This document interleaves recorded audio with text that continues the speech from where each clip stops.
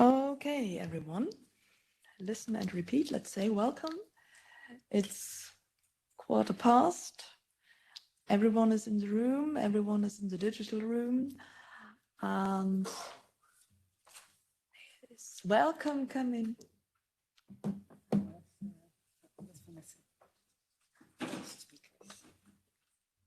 Yeah, take your time. No worries. It's just a warm up.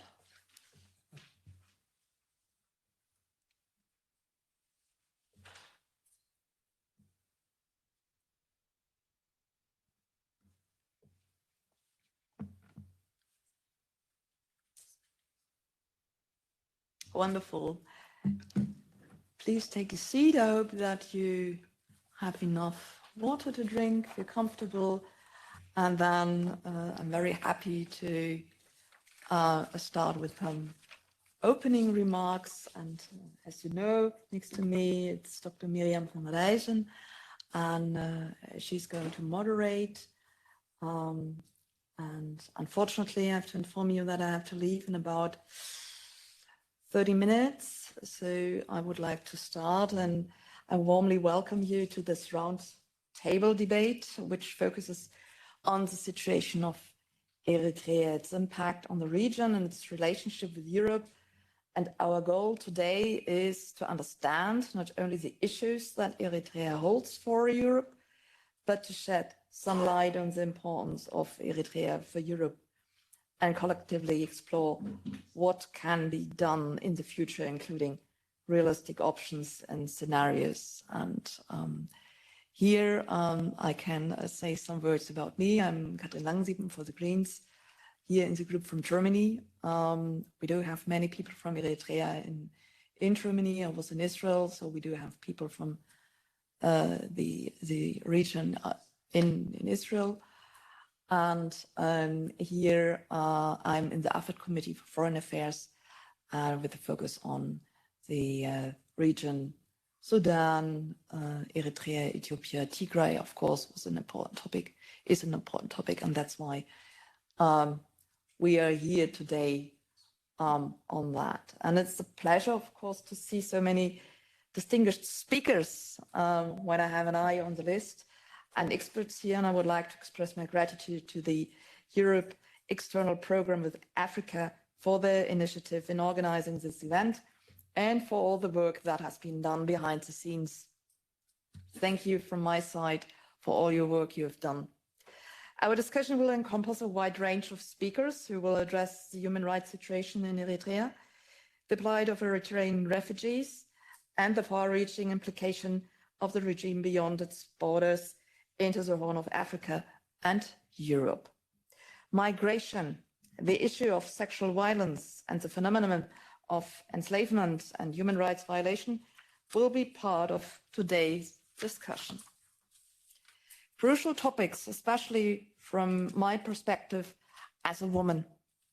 The objective of this roundtable is to discuss a way forward both from a European and an African perspective. The situation in Eritrea affects not only the region itself, but of course Europe as well. Eritrea has gained international attention in recent years, largely due to the significant number of Eritrean refugees embarking on perilous journeys to Europe in their request to escape political oppression and the Eritrean indefinite national service. Proportionate to its population, more refugees come to Europe from Eritrea than from any other country. This also brings the international conflict to the outside world. Violent incidents at events and Eritrean festivals in Stockholm, Tel Aviv, Gießen, and Stuttgart in Germany are symptomatic of this issue and represent only the tip of the conflict iceberg. Despite fleeing their home country, Eritreans cannot entirely escape the influence of President Afewerki's autocratic regime. The regime long arm operates in both democratic and non-democratic countries. In countries without democratic systems, its impact is strongly felt as Eritreans are considered labor migrants rather than political refugees. They need valid passports to obtain work permits and are compelled to pay diaspora taxes since they rely on the services of Eritrean diplomatic representation. Transnational Eritrean institutions play a significant role in democratic states, including, for instance, Germany. Embassies and consulates, as well as community organizations, are involved in generating donations from the diaspora. Those who fled repression and the indefinite national service and were granted refugee protection are harassed by agents of the regime. This phenomenon and practice has an international dimension, and I'm familiar with similar situations in the large Syrian community in Germany, with whom I maintain close contact. Europe needs to pay closer attention here, and security authorities must show the sensitivity that matches the gravity of the situation. Regime learn from other regimes. One could cynically say best practices at its worst.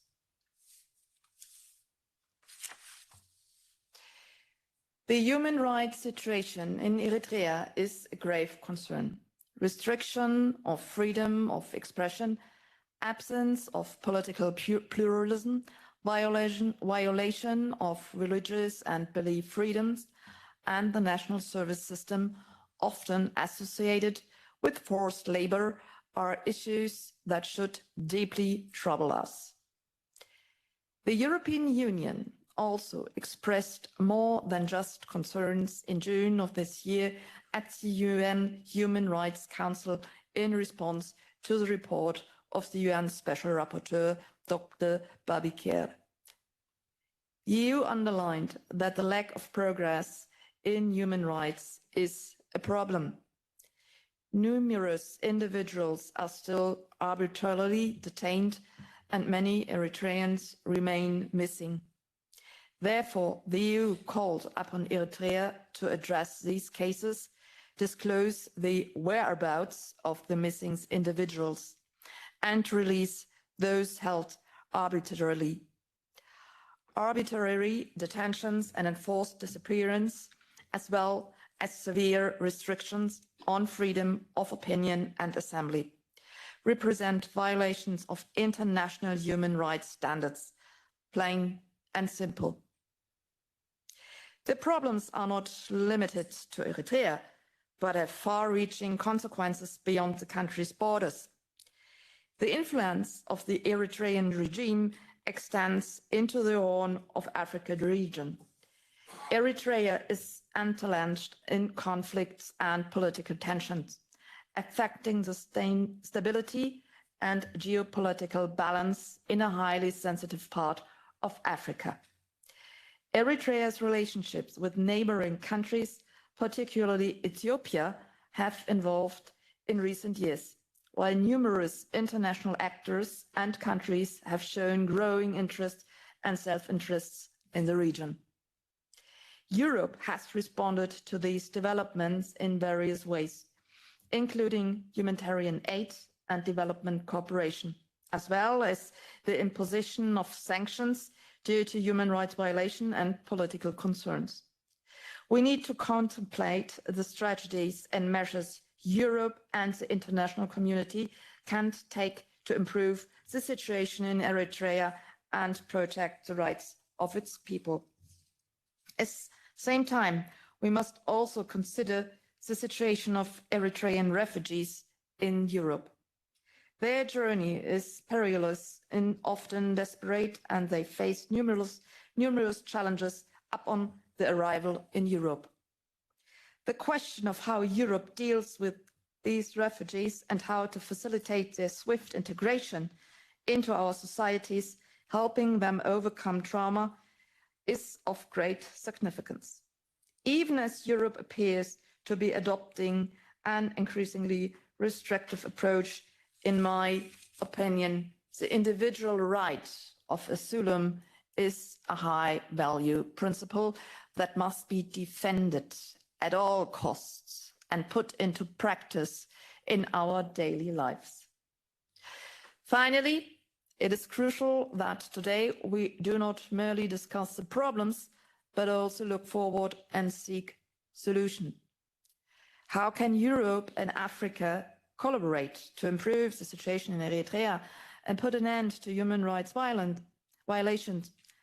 How can we address the challenges faced by Eritrean refugees and make their integration into our European societies more seamless? This round table provides an opportunity to discuss these questions, share experience, and collectively seek solutions. I thank all of you for your participation here and look forward to a productive discussion. Thank you for your attention. And now I give over to Madame van Rijssen.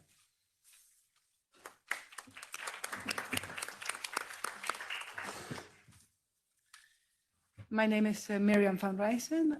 I am the moderator of this panel, and I first of all would like to thank you, Katrien, Mrs. Langenziepen, for organizing this important roundtable at this very important moment in time also, and for all the work that your staff has done to support the organization of this seminar.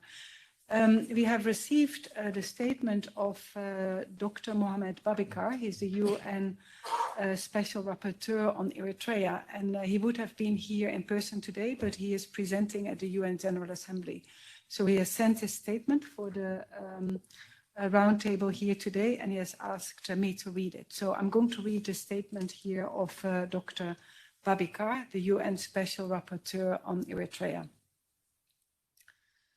So speaking for him, he says to you, Katrien, I would like to thank MEP Langenziepen and the European External Programme with Africa for organizing this important event. I regret that I could not attend in person due to a previous engagement, and thank you for your understanding in accepting these written statements. Since I took up the mandate of UN Special Rapporteur in September 2020, the human rights situation in Eritrea has continued to deteriorate. The 2-year-long conflict in Tigray erupted 2 months after I took on the duties of Special Rapporteur. Over the past 3 years, I have received testimonies and documented atrocities committed by the Eritrean Defense Forces in Tigray, including massacres, extrajudicial killings, sexual violence, kidnappings, destruction of humanitarian infrastructure, and targeting of Eritrean refugees, and looting. I continue to receive information regarding human rights and humanitarian law violations committed by Eritrea in Tigray after the cessation of hostilities, including the kidnapping and enforced disappearance of civilians, extrajudicial executions, sexual violence, and looting. The continued presence of the Eritrean Defense Forces in disputed areas in Ethiopia, as well as the presence of a large contingent of Eritrean Defense Forces alongside the Eritrean-Ethiopian border, is of great concern. Beyond Tigray, I cannot emphasize enough the perverse impacts of the conflict on the human rights situation in Eritrea. The Eritrean government ramped up conscription campaigns, forcing thousands of Eritrean men, women, children, and older persons to fight in a war that has taken the lives of 400,000 to 600,000 people. Thousands of Eritreans are estimated to have perished. In most cases, their families have not received any information about the fate of their loved ones. Almost a year after the signature of the cessation of hostilities agreement between the Ethiopian government and the TPLF, Eritrean families continue to live in anguish and uncertainty as they wait to hear from them.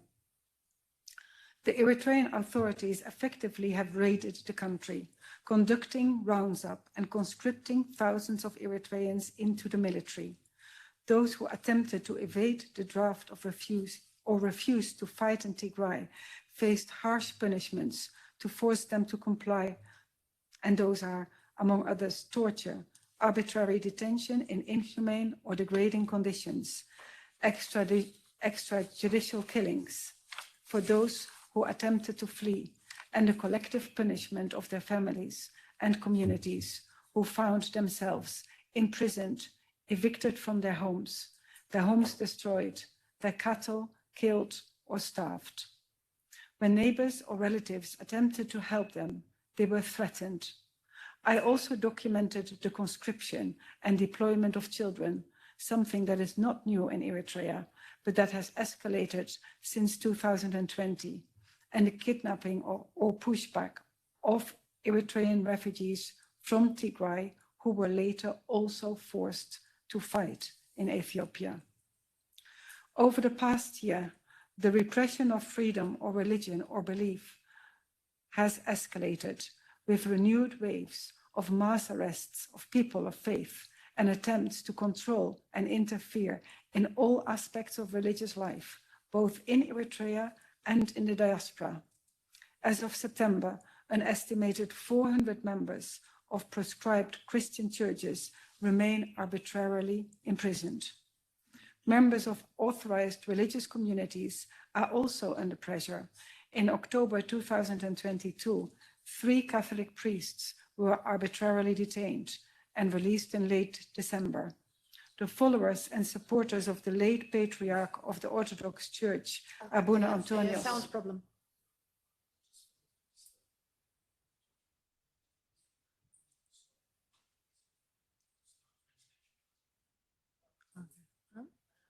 Thank you. Let me just continue. Thank you. So I'm reading the statement of Dr. Babikar, the UN Special Rapporteur on Eritrea, and I resumed. 3 Catholic priests were arbitrarily detained and released in late December.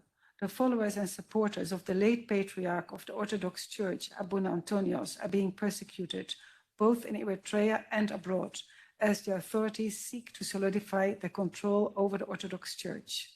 44 Orthodox monks were arbitrarily detained in April 2023. Between 150 and 180 teachers and students were arrested at an Orthodox theological college in Asmara. In recent months, we have also seen an increasing polarization among Eritreans in the diaspora, with clashes between Eritreans in several European and North American cities. This is the result of the complete lack of civic space in Eritrea and of any avenues for Eritreans to participate in decision-making in their own country.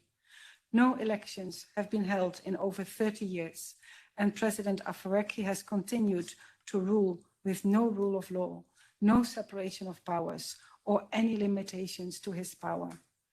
Eritrea remains a single-party state where no political groups or movements are allowed to organize, and independent media and civil society are not allowed to operate. As documented in my reports, journalists, political opponents, artists, people of faith, draft evaders, and returned asylum seekers continue to be subjected to grave human rights violations, including enforced disappearance, torture, and prolonged arbitrary detention in inhuman or degrading conditions. And in that context, and with a large flow of Eritrean refugees and asylum seekers over the last decade, Eritreans in the diaspora have become increasingly active, organizing, protesting, engaging in activism and mobilization. These efforts have been met with pressure from the Eritrean diplomatic and consular services and from structures linked to the governing party. Over the last 3 years in my mandate, I have gotten to know what Eritreans refer to as the long arm of the regime. This is the intelligence activities and interference of the Eritrean government with the lives of their citizens in the diaspora. I've received hundreds of testimonies that referred to the coercion Eritreans are subjected to and the pressure to support the Eritrean government in different ways: social, with the participation in events, festivals, and seminars; economic, through the payment of 2% tax and contributing financially to a variety of causes and calls for funding, and physically by volunteering their time to participate in organizations, taking on responsibility and carrying out tasks. Those who refuse to participate are considered government opponents and face stigmatization and ostracizing in the community. In some cases, they are expelled from their churches. Others face intimidation. Those who do not pay the 2% tax or are flagged as opponents cannot access any consular services or even services from the administration in Eritrea. This can have a huge impact on their lives and the lives of their families. In some cases, the entire family cannot settle an inheritance or register land for this reason. In other instances, relatives in Eritrea are threatened with losing their business licenses, and the persons concerned or their family members are denied the right to burial in their homeland in Eritrea. The situation is more complex for those who are politically active in opposition movements in the diaspora. They are regularly subjected to threats, harassment, and defamation, both online and offline. In the case of women, these attacks are often gendered and sexualized. Some of the activists participating in this roundtable have suffered it in their own flesh. In recent months, there have also been several assaults of Eritreans active with the opposition or participating in protests. I want to take this opportunity to highlight the plight of Eritrean refugees and asylum seekers and the responsibility of the EU to provide legal routes to safety and effective protection. According to UNHCR, over 577,000 Eritreans had sought asylum as of end of 2022. Eritrean refugees and asylum seekers face perilous journeys and are often subjected to grave human rights violations along the way. Their situation has only deteriorated in recent years, as the two main destination countries for Eritrea, Ethiopia and Sudan, face conflict, instability and violence. There were over 130,000 Eritrean refugees and asylum seekers in Sudan at the onset of the conflict on the 15th of April this year. A large proportion of them have been displaced again, facing violence, heightened difficulties to move safely, and an increased activity of human trafficking networks in the region. I have received several reports about missing Eritrean refugees, raising alarms that they may have been kidnapped by traffickers or by the Eritrean authorities. In Libya, Eritrean asylum seekers are particularly vulnerable as they are perceived by traffickers as more lucrative for kidnapping for ransom. I've spoken to dozens of Eritreans who were kidnapped and tortured at their passage through Libya. Almost all the women described having been raped. This cycle of violence must stop. I take the opportunity in this forum to call on the EU to exercise solidarity, adequately protect Eritrean refugees and asylum seekers, and ensure their access to and enjoyment of human rights. I also call on the EU member states to exert maximum pressure on Eritrea to implement the recommendations made by the special rapporteurs and by the Commission of Inquiry on the situation of human rights in Eritrea, and to consider all available measures to ensure access to justice for the Eritrean people, including exercising universal jurisdiction. I thank you.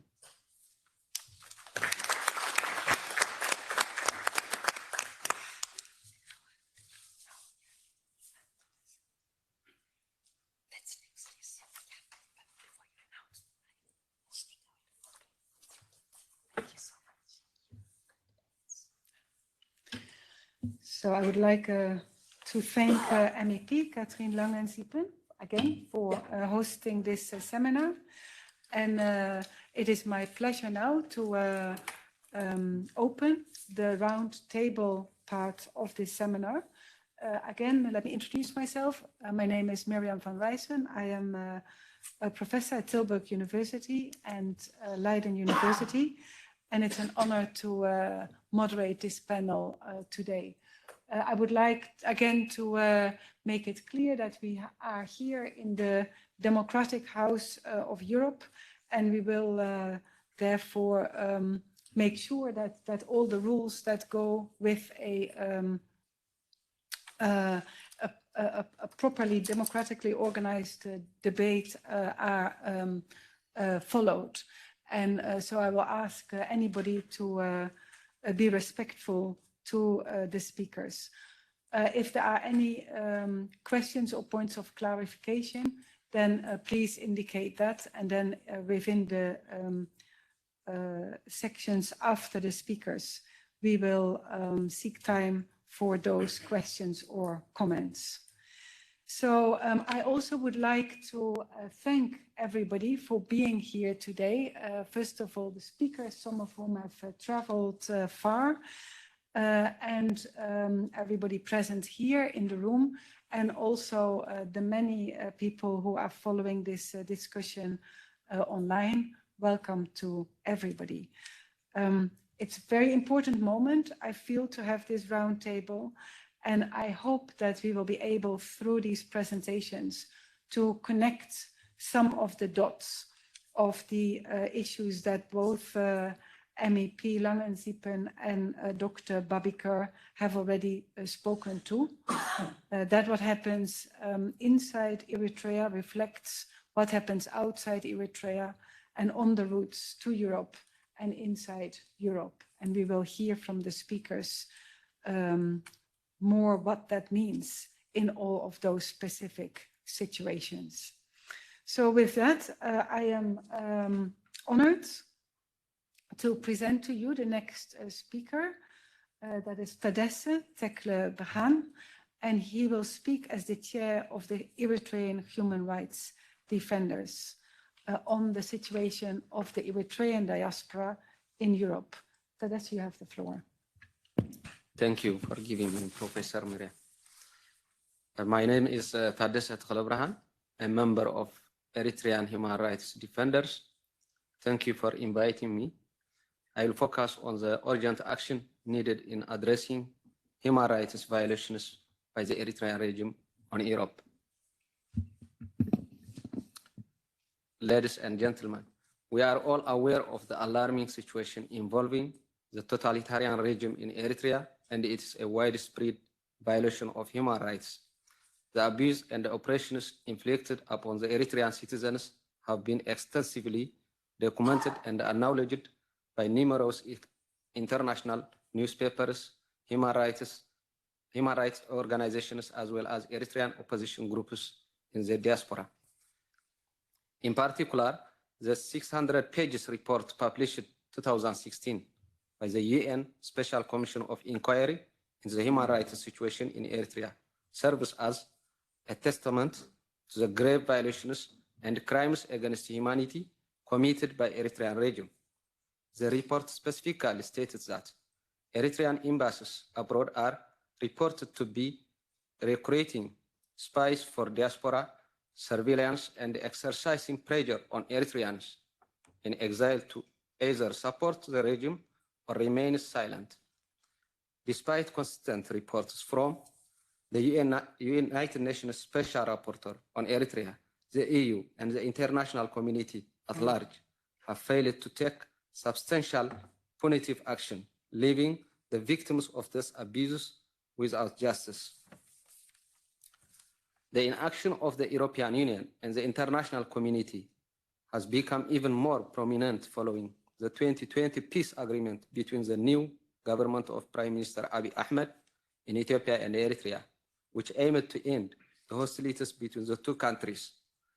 Regrettably, the regime of Isaias Afwerki has not only continued its oppressive practice, but has also committed gross violations of human rights, including war crimes and acts of genocide in the Tigray region of Ethiopia, together with the Ethiopian armed forces and other armed groups.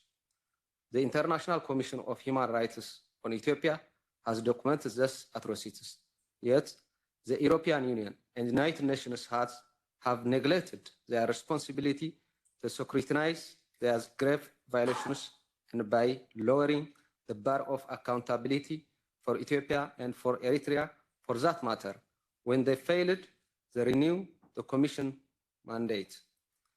It is disheartening, but not surprising to note that the Eritrean government persists in harassing, threatening Eritreans and imposing a 2% tax on the gross income of its exiles. The reports of physical abuse, money laundering, illegal money transactions, and sale of illicit spirits during exile organized in European countries are deeply concerning. These festivals aim to glorify the Eritrean regime, collect funds, and falsely showcase international support. Many Eritrean refugees who have experienced the cruelty and oppression of the regime firsthand are frustrated and perplexed by the fact that Europe is being exploited as a platform for illegitimate activities by one of the world's most hardened dictatorships. This issue not only provokes and oppresses the victims, but also poses a threat to fundamental freedoms, European democracy, and the integration policies of national government. Additionally, the presence and activities of the Eritrean regime, spies freely roaming, and Western countries even pose a potential threat to national security. In light of this grave concern, we in the Eritrean human rights defenders implore the EU to take immediate action to halt the human rights violations committed by the Eritrean regime on Europe's soil. It is crucial that those responsible for those gross violations, including many ministers and generals of the Eritrean regime who have transferred their families to Europe as political refugees, are thoroughly investigated and held accountable for their actions. The Eritrean human rights defender pledged to work with you all and the concerned EU authorities to address this urgent matter of upholding human rights in Eritrea.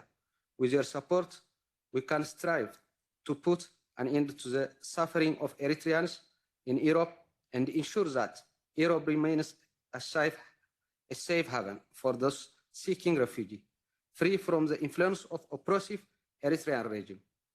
I thank you.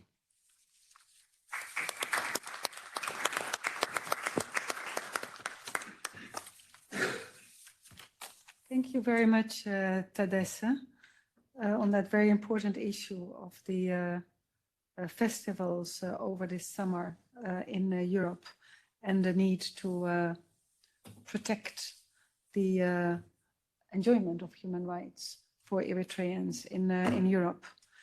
Let me then go to the next speaker, which is Beyene Geres-Giber, and who is the spokesperson of the Bright Future for Eritrea movement, and who will speak on their behalf. The floor is yours. Thank you. Good afternoon, ladies and gentlemen. I am Beyene Geres-Giber, spokesperson for Eritrean Bright Future movement, and I would like to thank you for Catherine Langen-Spain and European External Program with Africa for inviting me to speak here today. And thank you, Miriam, for your introduction. I will focus on 3 crucial points require attention and our collective efforts in Eritrea. Number 1, stopping illegal and undemocratic activities of the Eritrean regime in the EU. The gross violation of human rights in Eritrea are well documented, including a 600-page report by the UN Special Commission of Inquiry. The reports state that Eritrean embassies abroad recruit spies of intelligence gathering and force Eritrean in the exile to support the regime. The regime also conducts illegal activities in European soil, harassing, intimidating, and threatening refugees and collecting a 2% tax on the income of exile and money laundering. It stages propaganda festivals used to showcase support from exile and the European public. As the EU is aware of these activities, we believe it has a moral obligation and the legal duty to protect refugees in European soil and prevent the continuation of these illegal activities.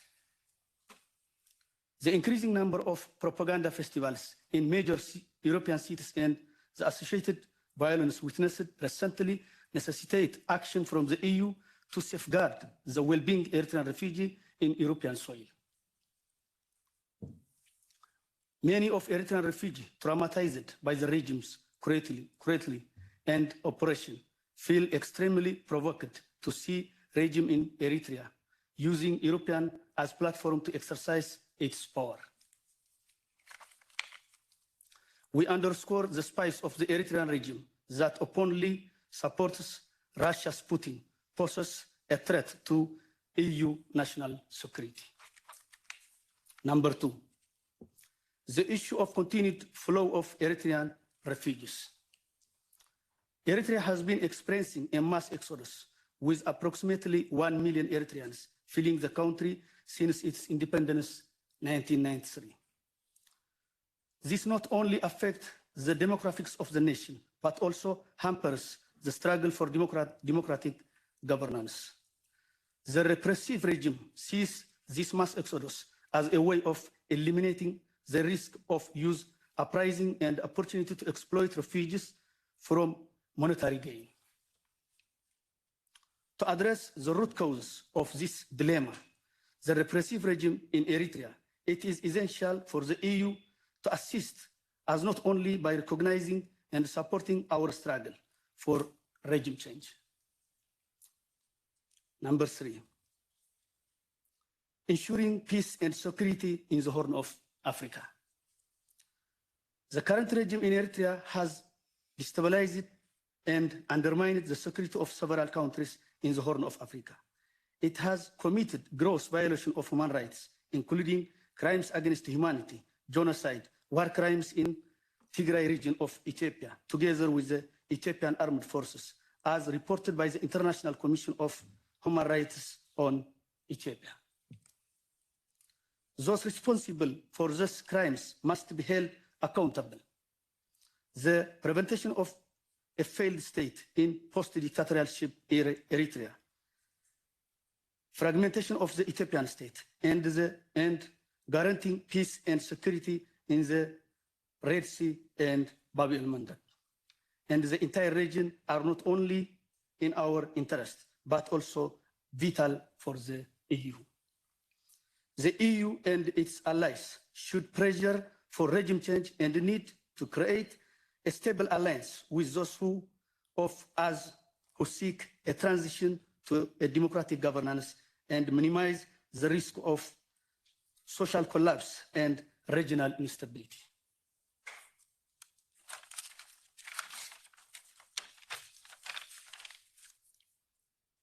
We in the Eritrean Bright Future Movement, who stand for the liberal values of liberty, equality, and fraternity, believe that by working together, we can address this issue effectively and pave the way of a prosperous and democratic in peace with itself and its neighborhood for Eritrea. Thank you for your attention, and I look forward for fruitful discussion.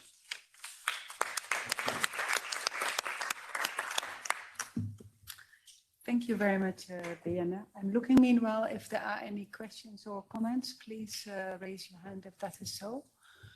And then it's my honor and privilege to give the floor to Vanessa Tsahai. We have just heard from Tadesse and Diana, who both fled from Eritrea. And Vanessa is speaking here as a second generation activist. And she will explain that herself on human rights solidarity in Eritrea and with Eritreans and for justice. Vanessa, I give you the floor. Thank you so much. My name is Vanessa Tsahaya. I'm the founder and executive director of the Eritrean human rights organization, One Day Siyum. According to the invitation I received, this roundtable is being organized at the European Parliament to understand the problem that Eritrea presents in the international arena and the options that Europe has to deal with these problems. I would like to deviate slightly from the assumption behind that premise of Eritrea as the sole perpetrator and Europe as a potential savior, because I do not think it accurately reflects the dynamics and challenges currently at play in the Eritrean human rights crisis. The crisis does not just include the abuses that happen inside of the country, but also the atrocities that Eritreans face after they flee. The Eritrean government is a brutal and inhumane group responsible for decades-long systemic abuse against the Eritrean people, but they have not acted alone to create the crisis that exists today. The 2020 mass protest that broke out in the US following George Floyd's murder and quickly spread globally was quickly adopted by movements all over the world that both stood in solidarity with the mass protest, whilst also addressing systemic abuses against people of color in their own country. I was disappointed, but not surprised, that the European Union's migration policies never came under fire during that period. The EU's migration policies, or EU's war on refugees, as I prefer calling it, has been decades-long conflict by one of the richest entities in the world against some of the world's most vulnerable individuals. The purpose of this war has always been simple: to stop as many refugees from coming to Europe, no matter the cost. This war is not about capacity. Europe can afford to take in refugees. Report after report after report has proven that the cost of opening safe and legal routes to Europe would never even begin to compare to the billions after billions after billions that the EU continues to spend in the war against refugees. No, this war is not about capacity. It's about race. The EU simply does not want non-white refugees to come here. This was made even more clear by the language used and policies passed to make Ukrainian refugees exceptions from their war on refugees last year.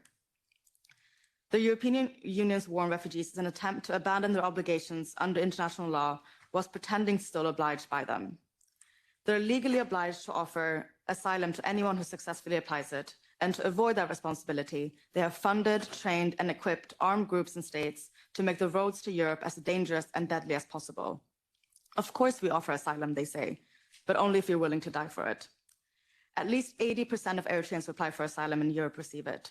If they would be able to access the asylum process safely, they wouldn't have to waste years and money on the different routes trying to get here, risking their lives or suffering unimaginable horrors such as torture, slavery, and sexual violence before getting what they're legally entitled to after they come here. The European Union's brutal, inhumane, and unlawful war on refugees is the largest stain on Europe's conscience since the Second World War. The worst part about this war is that it's being committed by an institution pretending to be a guardian for human rights and pointing fingers at others. And they're able to get away with it because a vast majority of Europeans don't know much about what's happening on our shores and in other countries related to this war. This war has affected Eritreans specifically in two ways. Firstly, the European Union is directly responsible for much of the abuse against them after they flee, specifically in Sudan, Libya, and on the Mediterranean Sea. Secondly, the European Union has also indirectly been responsible for the abuses against them in Eritrea for certain periods of time. As a part of their war on refugees, the EU also provides, and has provided in the past, development aid to stop migration by addressing the root causes. They claim that Eritreans are economic migrants and that to address the root causes, they need to invest into development. They're saying they're trying to stem migration, but everyone, including the EU, knows that these people are not economic migrants. They know that the issues in Eritrea are not political. They know that the issues in Eritrea are not economical, they're political. That money to Eritrea isn't going to address the root causes. Even the humanitarian crisis that's going on in the country, the minimal access to water and electricity, to food, is not related to economics. It's all about politics. And it's caused by the government's actions, not lack of access to finance. The EU has given hundreds of millions to the Eritrean government. There's barely any oversight of how that money is used. But even if they were, the stipulations for the aid has been very loose and generous. This money is instead being used to embolden the government financially, which makes the government officials more comfortable and are able to stay longer in these positions, and also provides them with more resources to tighten their security and surveillance programs and make it harder for Eritreans to defect. This, of course, was always the point. To address the root causes of migration, they don't try to change the problems in the country, just to make sure that people don't leave. Their aid also emboldens the government diplomatically, as the partnership legitimizes the Eritrean government and their portrayal of the crisis as an economic one rather than political. Many of One Day CU members, including myself, are Eritreans based in Europe. Many of us were born here. This war is being fought in our names with our tax money. We, alongside all other Europeans, have a moral obligation to resist. Thank you.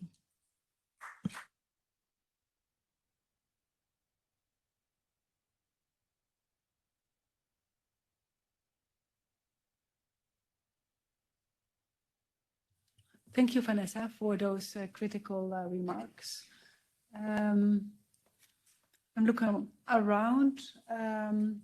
I think then it is time to go to Tigray. The next speaker will be speaking online from Tigray. This is Kokop Gebru, and she's a clinician and researcher on mental health at Mekelle University. And she will speak on conflict-related sexual violence, especially the violence perpetrated by Eritrean forces. Kokop, good to see you, and you have the floor. She was there and she just, yes, you're there, I can see you. You have the floor, Kokop. You can turn on your sound.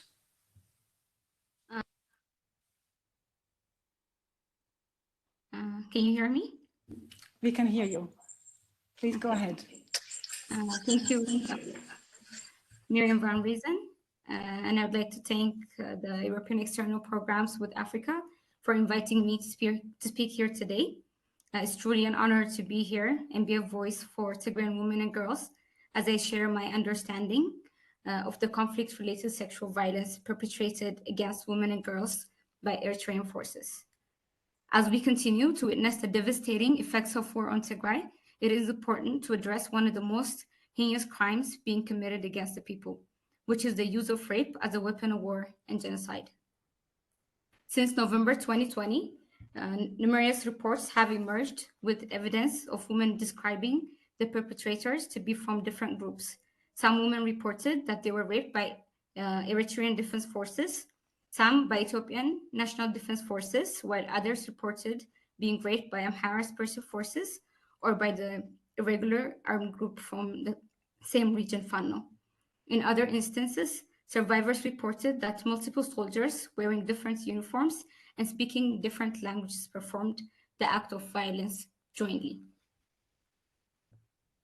It is heart-wrenching to know that no one has been spared. From young girls to elderly women, pregnant and lactating mothers all have fallen victim to these brutal attacks without any discrimination. It is unfortunate that there were delays by the international community in addressing the involvement of Eritrean soldiers and the violences they were committing in the region, even with sufficient evidence being available and reported. Eritrea denied its presence in the war and its participation in the rape and sexual violence against Tigrayan women. Meanwhile, our sisters, daughters, and mothers were and still are subjected to unimaginable horrors. The way we understand is that for Eritrean forces, it was not a violence adjacent to conflict, but it was primed by years of propaganda, as well as the official narrative on the eve of the war and the subsequent months by their government. Women have been gang raped, forced into sexual slavery, foreign bodies inserted into their reproductive organs, and brutally, sadistically abused by Eritrean soldiers.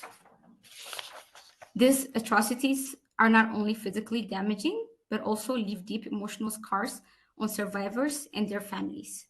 The trauma they endure not only affects them, but also tears apart the fabric of our society. Survivors who have sought medical help have come with bruises, stab wounds, burns, foreign objects lodged into their vaginas, and other physical injuries. But it doesn't end there. They also suffer from psychological trauma and reproductive health issues such as fistula, intentionally spread HIV/AIDS, unwanted pregnancies, and miscarriages. This is not just a violation of their bodies, but also an attack on their mental health and their identity as Tigrayan women. The Eritrean perpetrators have gone beyond just physical violence. They have used ethnic slurs like Agama, Qomal. They have told women that they're alamat, meaning traitors. they've been sent here to make sure no Tigran is left alive, that their wombs should never bear children ever again, and that they're unworthy because of their Tigran identity. This is not just rape. This is a deliberate attempt to destroy our entire ethnic group. Multiple reports and research papers concluded that much of the sexual violence perpetrated in the Tigray context was by Eritrean forces. A recent report by Physicians for Human Rights, PHR, specified that up to 66% from the reviewed sample of medical records in their report indicated that rape was perpetrated by Eritrean forces against women and girls in Tigray. However, identifying perpetrators became more challenging as they adapt their tactics. Initially, they were identified by their different dialects when speaking Tigrinya, wearing Congo shoes. Some have marks on their faces and wearing a different uniform. However, after facing international condemnation, they started wearing the uniforms of the Ethiopian National Defense Forces while continuing to commit crimes. This was part of the attempt to conceal the Eritrean perpetration of these crimes. Additionally, the blockade and siege in the region had cut off any support that was coming in, making it more difficult for survivors to access the help they urgently needed. The communication and internet blockade meant there was no voice for the victims. Our sisters were being silenced and isolated from the rest of the world and suffering in silence. Despite the cessation of hostilities agreement signed in November 22, which led people to believe that there could be a complete end to hostilities and enforcement of the agreed upon law terms, Tigrayan women continued to report incidents of sexual violence. This is because there are still areas occupied by Eritrean forces, and our women continue to experience violence until the present day. As a clinician and researcher, I have firsthand witnessed the devastating impacts of conflict-related sexual violence on survivors. The physical and psychological trauma inflicted upon the woman is immense, and it's crucial that they receive appropriate support and justice for the crimes committed against them. To share some stories, a survivor said, three Eritrean soldiers raped me, but that was not all. They put hot metal on my skin and repeatedly hit me on the head. I have burn scars all over my back, my head, between my thighs and vagina. And then they poured some type of chemical on my head. I can't explain to you what it was, but I've been bald ever since. My hair hasn't been able to grow back. That's why I cover it this way. Another survivor disclosed during our interview, as she was fleeing her home and she was detained by Eritrean soldiers, and one she described as Ben Amir started raping her.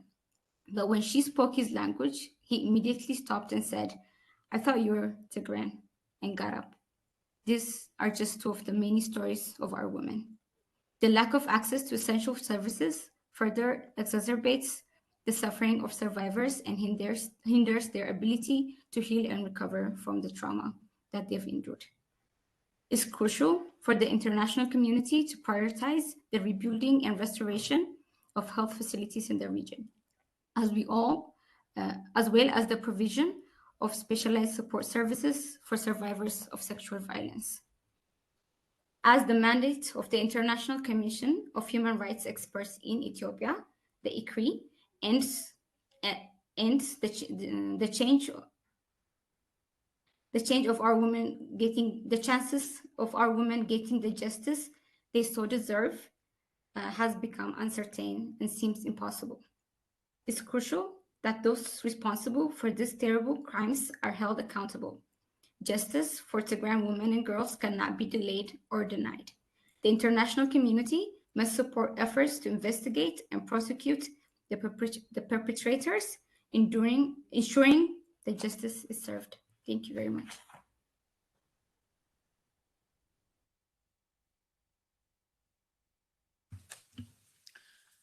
Thank you very much, Kokop. That was also a very brave testimony, and it's really thanks to the work that you and your colleagues have done that we are able to know about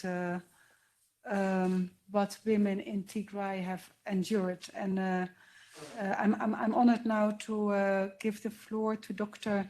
Salam Kidane, who will also, I think, speak to the courage that we feel you and women in Tigray have had to speak out on this issue. Salam, it's a great pleasure to receive you here in Brussels once again and in the European Parliament, and to give you the floor. We look forward to hearing you. Thank you, Professor Van Ruysen, and my thanks to the Honourable MEP for hosting this event, these important discussions. As a British Eritrean, it's a double honour to be addressing these EU roundtable discussions and give an overview of the impact of war and political violence from a psychological perspectives. On my journey to work yesterday, I was listening to the news coverage and reflecting on the devastation that the current war in the Gaza Strip is causing. Then I heard the interviewee state that something that resonated with me. In conflicts of the past, it had always been women and children first. For rescue, women and children first. For on trains, women and children first aboard boats of conflict zones. Women and children first for food aid and medication. But nowadays, the woman speaking was explaining that the devastation of this conflict seems to have targeted women and children first for devastation. There are reports of rapes, hunger, thirst, difficulties in evacuation or sheltering that seem to devastate the most vulnerable first. Of course, some of these difficulties are consequences rather than deliberate acts, but some aren't. Those of us who have been following the war in Tigray, and as bravely expressed by my colleague Kohob, have come to the painful realization that the heinous rapes and barbaric sexual violence were used deliberately to inculcate terrorization and traumatization of an entire nation, as were the massacres that targeted people who had attempted to access their sacred sanctuaries, their places of worship. Community elders, priests, sheikhs, and other leaders were targeted to show that nothing was sacred, no one was immune, and nowhere was safe, causing a certain traumatization of an entire nation, whether or not nationals were located in the vicinity. And this collective traumatization is, of course, in addition to the devastation and traumatic stress that is caused to individual victims. Other contexts of political violence in the region are not different in their approach or effect either. The UN Human Rights Commission report that was mentioned by my colleagues Bayana and Tadesse, as well as the reports of the special rapporteurs since, including the one that we have just received, are a testament to the evidence of that the Eritrean government maintains its brutal rule over the nation, the entire nation, through instilling a very deep fear that has left Eritreans no option but to flee their country in their droves, often risking their very lives. The problem with this level of traumatization at both the individual and the collective level is the fact that the painful memories are then locked in the individual psyche as well as in the collective narrative, making the pain, the anger, and the anger associated with it potent, affecting the individual and their community from moving forward into the future. People become stuck and hostages and become hostages of the past. Communities live in limbo and are unable to attain healing and all the advantages that come with that healing. In this frozen mode, they wait, ready to fight back the next time or ready to flight in the event of the next time. The difficulty is that in their hyper alert mode, it means that their assessment of the next time is affected, and hence the flight the fight or flight can be triggered erroneously, including by people who would benefit from the fight-flight mode. Example, a warmongering political system or a human trafficker, respectively. By consequence, those wanting to move the individual or the community forward, example, peace building efforts or development aid, would fail due to the mismatch in mentality or mode of thinking. Unfortunately, trauma support at the individual or worse still at the collective level isn't always prioritized in emergency or post-conflict contexts. And this hampers peace building and post-conflict development. People need to heal and communities need to recover before they can appreciate the benefits of peace building and development and partake in activities geared for this. Without such healing, their systems will be on the alert to either fight or to flee the next conflict, even the remotest chance of the next conflict. This maintains a cycle of violence and flight that in our digital era seems to be getting shorter and shorter, and the violence erupting quicker and with extreme vigor. It is therefore in our collective interest for the EU and other global players to recognize the impact of traumatization in maintaining cycles of violence and prioritize trauma healing and recovery during our considerations of post-conflict contexts. And in that, let us put women and children first for protection, for healing and recovery in order to give a peaceful future a chance. Thank you.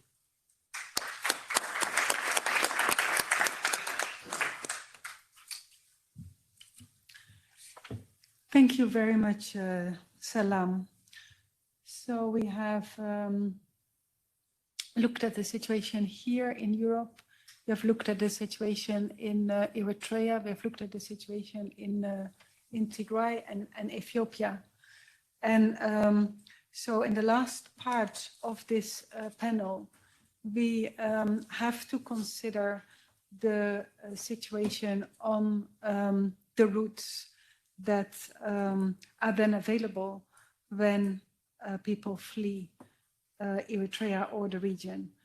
And so with that, I'm first going to give the floor to Kai Smith. He's a researcher in human trafficking at Tilburg University, and will talk on the chains of responsibility on human trafficking towards the EU. Thank you, Kai. Thank you, Professor van Rijssen. Thank you also for MEP Langsiepen for inviting me to speak here today, and also Europe External Program with Africa.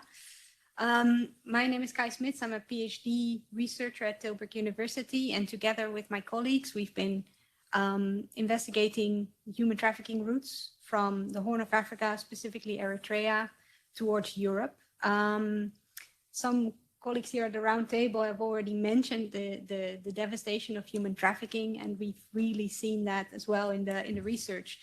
In these human trafficking networks, refugees are detained and tortured to extract ransom from them, from their families and from their communities. They are forced to contact relatives, and they are forced to beg for ransom, sometimes up to thousands of US dollars. And often, instead of being released after that, they are sold on to other traffickers and more money is extracted from them. The situations in which they are held are inhumane, and many refugees have told us of grave human rights violations perpetrated against them in these situations. And they really have no escape. And this leads to a cycle of violence that we have described. With Professor van Rijssen, Professor Mavere, and Morgan Weers together, we have published a book this year. It's called Enslaved. Trapped and Trafficked in Digital Black Holes, Human Trafficking in Libya. The book is freely available online because we want as many people as possible to be able to access this and to know about what is going on. As you can see, it's also a very big book. So there's a lot that is described in there. And we've looked at a 5-year period in Libya and seen what is happening to the refugees. And we've conservatively estimated that around 200,000 refugees and migrants have become victim to human trafficking for ransom over this 5-year period. And this is a highly lucrative criminal enterprise and also well organized. And we've, again, conservatively estimated that in this 5-year period, there's about a profit of $1 billion in these trafficking networks. And this is outrageous. Refugees are vulnerable to these kind of situations. They are asylum seekers. Their families are also in fragile situations, and this really has to stop. These refugees and their families need protection from this type of violence, which is still going on, largely unseen. We have found that the highly organized criminal networks operate in many different countries, including Europe, through agents. It's astounding that criminal trafficking networks that operate in this way are often also led by Eritrean perpetrators. 3 of the alleged traffickers at the top have recently been arrested in recent years and are also being prosecuted, John, Walid, and Kidane. But these are just some of the many names that we've heard from refugees that operate at the top level of these trafficking networks. We've also found that the Eritrean regime at the highest level is colluding with the trafficking networks to facilitate them and to keep Eritrean asylum seekers in enslavement. And this really has to stop. And therefore, we are asking the European Union today, as we're here in this setting, to protect refugees and to help organize legal pathways for refugees to come so that they are not exposed to these dangers, and also to investigate the criminal human trafficking networks, also specifically the connections to these highest levels to Eritrea. And those are my main points today. Thank you for being here.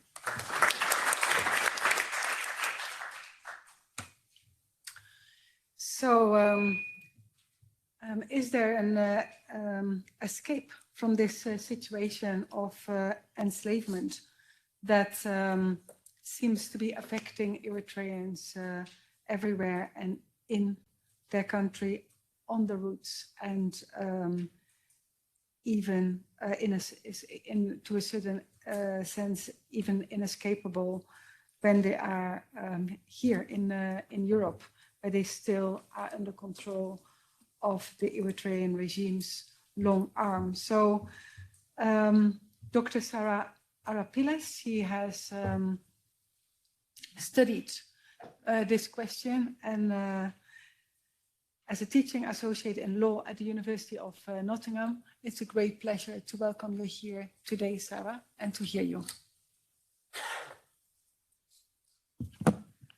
Thank you to the organizers for inviting me to speak here today and for organizing this timely event. This month marks 10 years since the massacre of Lampedusa. On 3rd October 2013, a boat carrying mostly Eritrean refugees sank off the coast of Lampedusa, Italy, resulting in at least 368 deaths.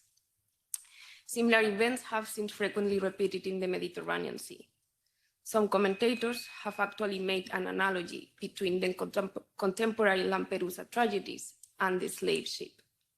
However, as much as current events may be evocative of the past, this doesn't mean that slavery is confined to the past or to memory.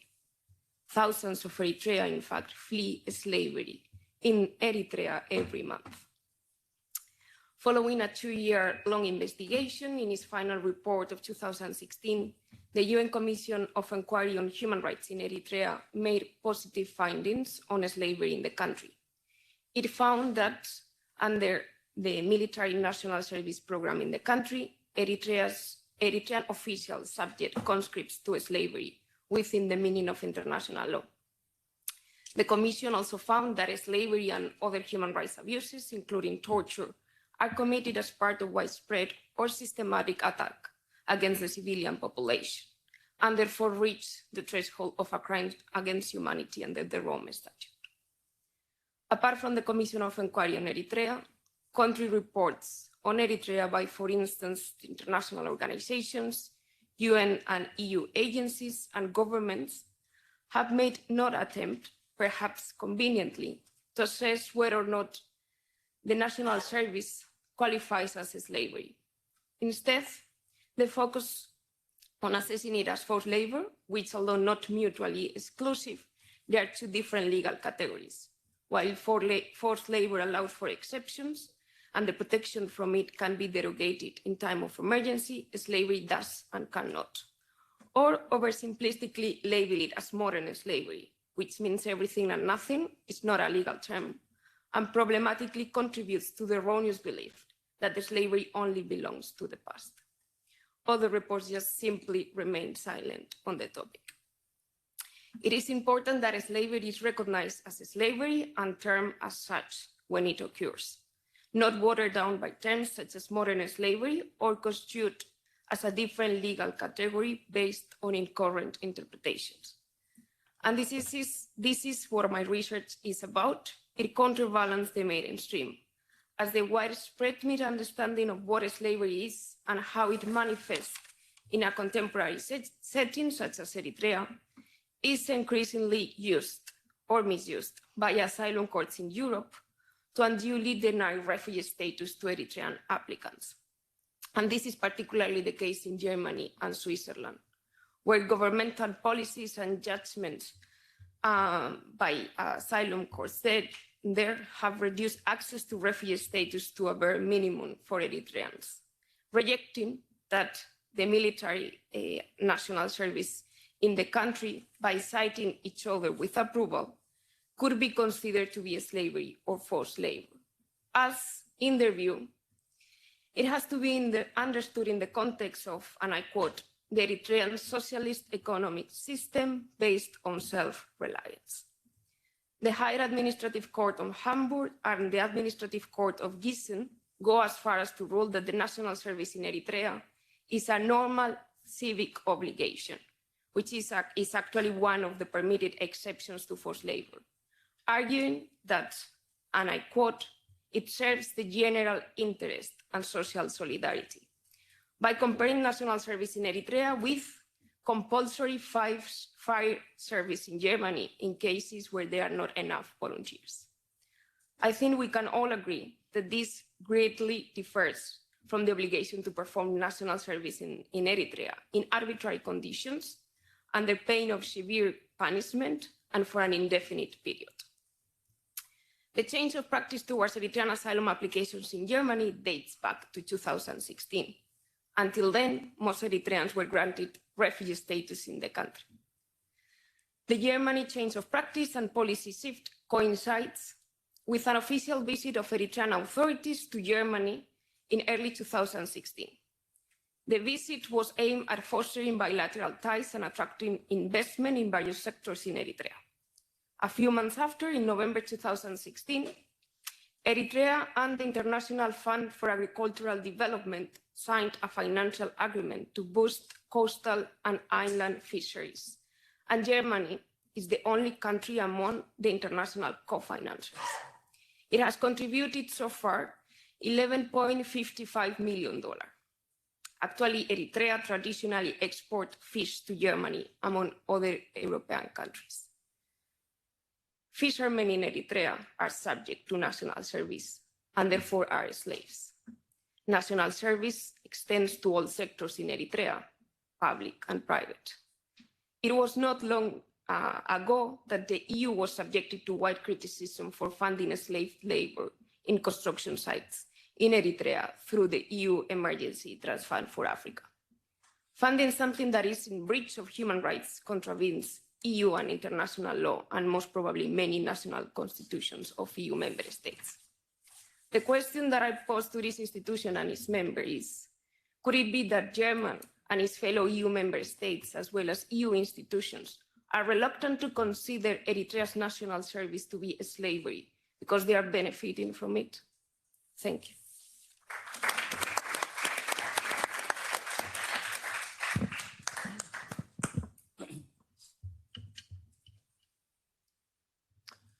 So that is a very important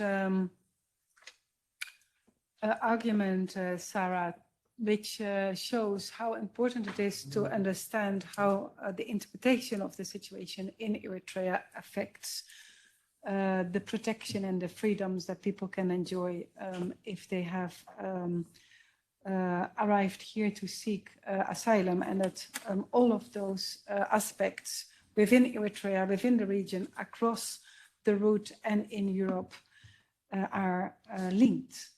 And I also think that what is really important of what you just set out is that we can't consider these situations with loose or sloppy arguments, but that they need rigorous analysis, and that they need to follow logic and facts. So thank you for that, Sarah. I would like to see if there are any urgent... Salam, would you mind to close your... Oh, yeah, thank you. To see if there are any comments or questions at this point. Otherwise, it would be time to go to the closure of this session. Yes, please. Short questions or comments. Well, it was comments, actually. It's my name is Tedros Emanuel. I come from Sweden. I'm a supporter of the Bright Future movement and the human rights defenders. I think it's very interesting because from all the speakers, we heard that there is the violation of human rights in Eritrea are serious and extremely serious. The second is the violation of human rights occur not only within the borders of Eritrea, they occur outside of Eritrea as in Tigray, which is very shameful, the acts of genocide and rapes that's been done, and even in European soil. The third question that comes is the passivity and the inaction to allow this to continue year after year. And that raised the question of why. Vanessa took the issue of eventual racism, or is that everything that occurs outside the European border is of no interest to the Europeans and to the world? And the fourth is the issue of addressing the main source of this, the root cause of this problem, the Eritrean government. And that's what Biene addressed, because without addressing that, we cannot come into the issues of refugees, we cannot address even the other things, because most of us, like me, I've lived here and stayed all my life. I'm a medical doctor. I couldn't even help my own people with my own knowledge. So I think it's also important to take the issues of the root cause of. Thank you very much. It was a comment. I apologize for taking There is no need to apologize. It's very important to hear the comments. That's why we have a roundtable in the first place. Yes, please. My name is Mr. Abraha Razana. I'm from the Eritrean Embassy. And when I say the Eritrean Embassy, I see many faces light up because you expect me to dignify the falsehoods that have so far been heaped up on Eritrea with a reply, which I'm not going to do. But out of pity, I would like to remind you this venue is not going to add any weight to the falsehoods that have been heaped up so far on Eritrea. Just saying. Thank you for that comment.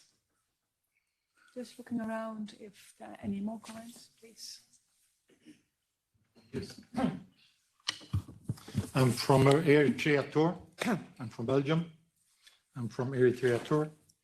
In 2014, a friend of mine, Michel Colomb, from Investigation, he went to Eritrea and he had a discussion with the president of Afwerki. And Afwerki said, come and see. If you want to judge, come and see. So I organized, together with my friend Mohamed Hassan, 2 trips to Eritrea in 2014 and one in 2016. We were 20, because only 20, because there are more than 40 people who want to go there. And we and I will organize the new trip to Eritrea in April 2014. No, I'm from a different world.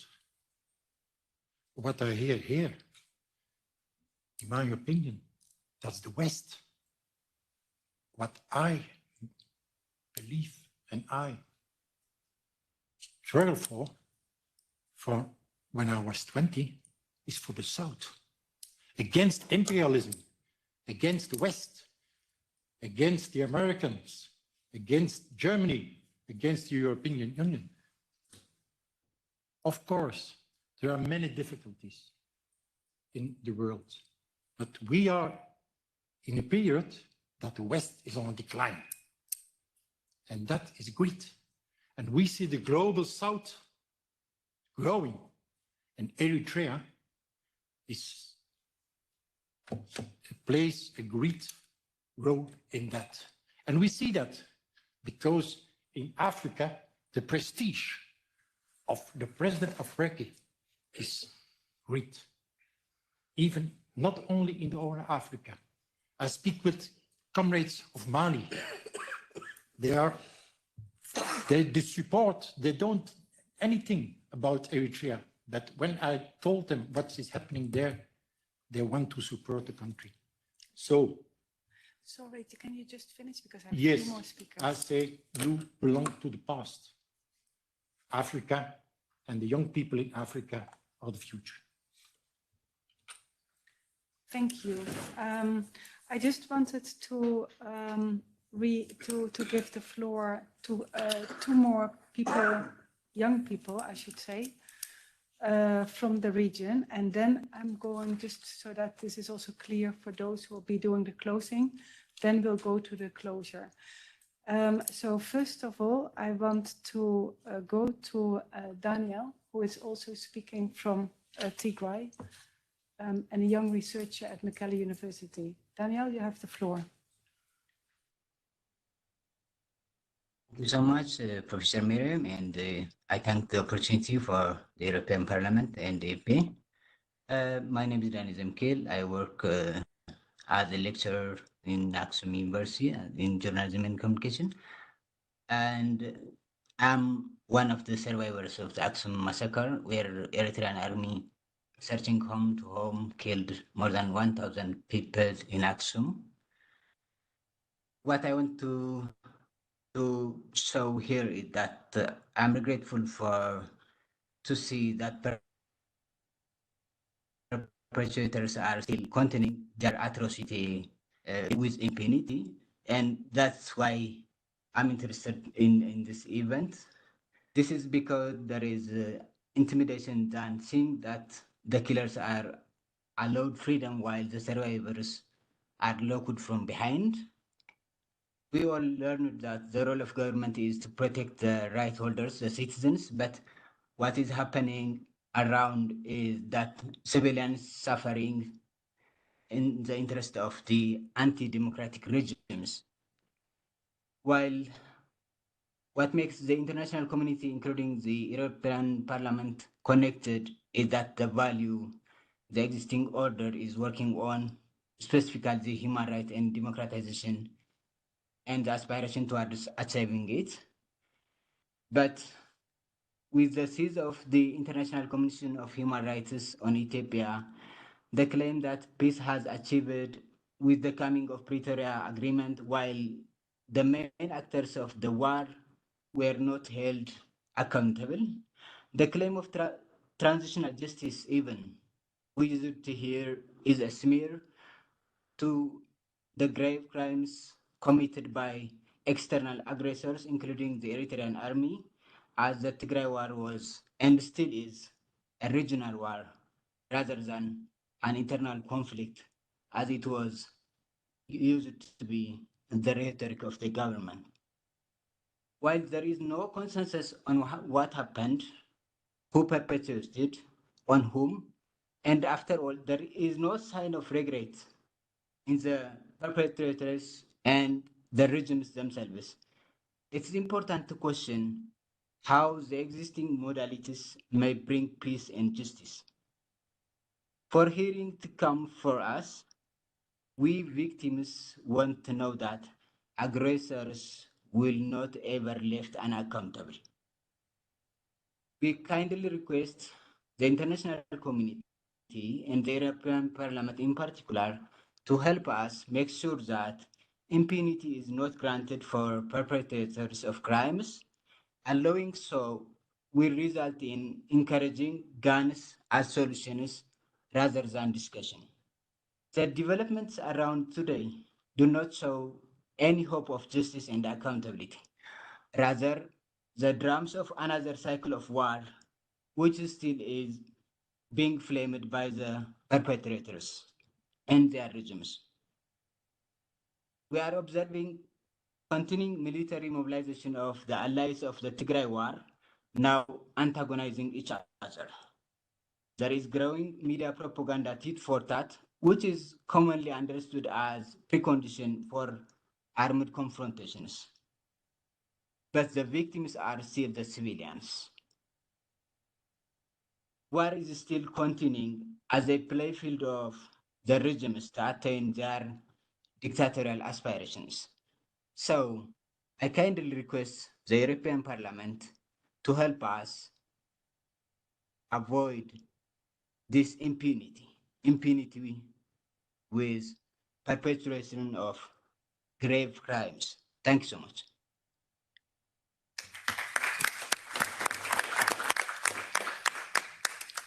Thank you, Daniel. I also got a few replies from people on the online audience.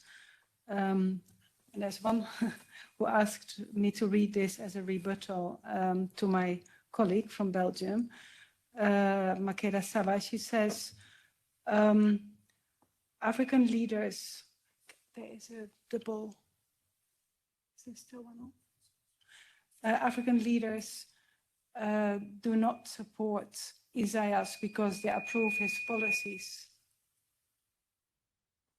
or even know anything about them.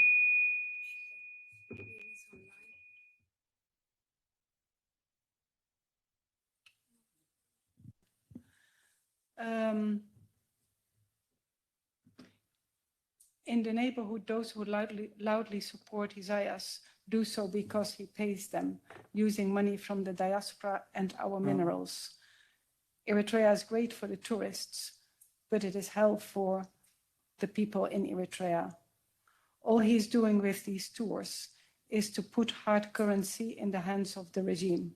He should realize that all the people providing service with a smile are national service slaves. That is what she responded to this comment. There was also one other one from a young Eritrean diaspora woman in Sweden, and she asks to read the following. I would like to address what the PFDJ regime embassy representative has tried to show. A sense of contempt and disregard to everything that is being said, and act like the only relevant body in the panel, which is both out of place and not true. The regime won't get away with acting indifferent while being the main culprit in all of this. Not anymore. We want the international community to take firm steps to help the perpetrators of the war, and especially the regime in Asmara, accountable for relentlessly plotting to destabilize the region.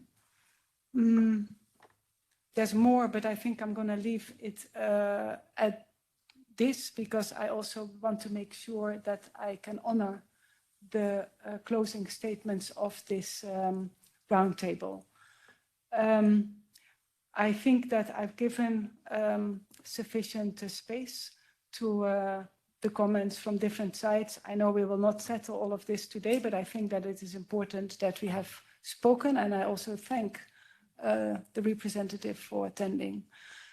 With that, I'm going to go to the closure. I can see that you are already there. Martin, it's my honor to introduce to you Martin Plout, a research fellow at London University, senior researcher. Martin, you have the floor for your opening, for your closing remarks, rather. Thank you, Martin.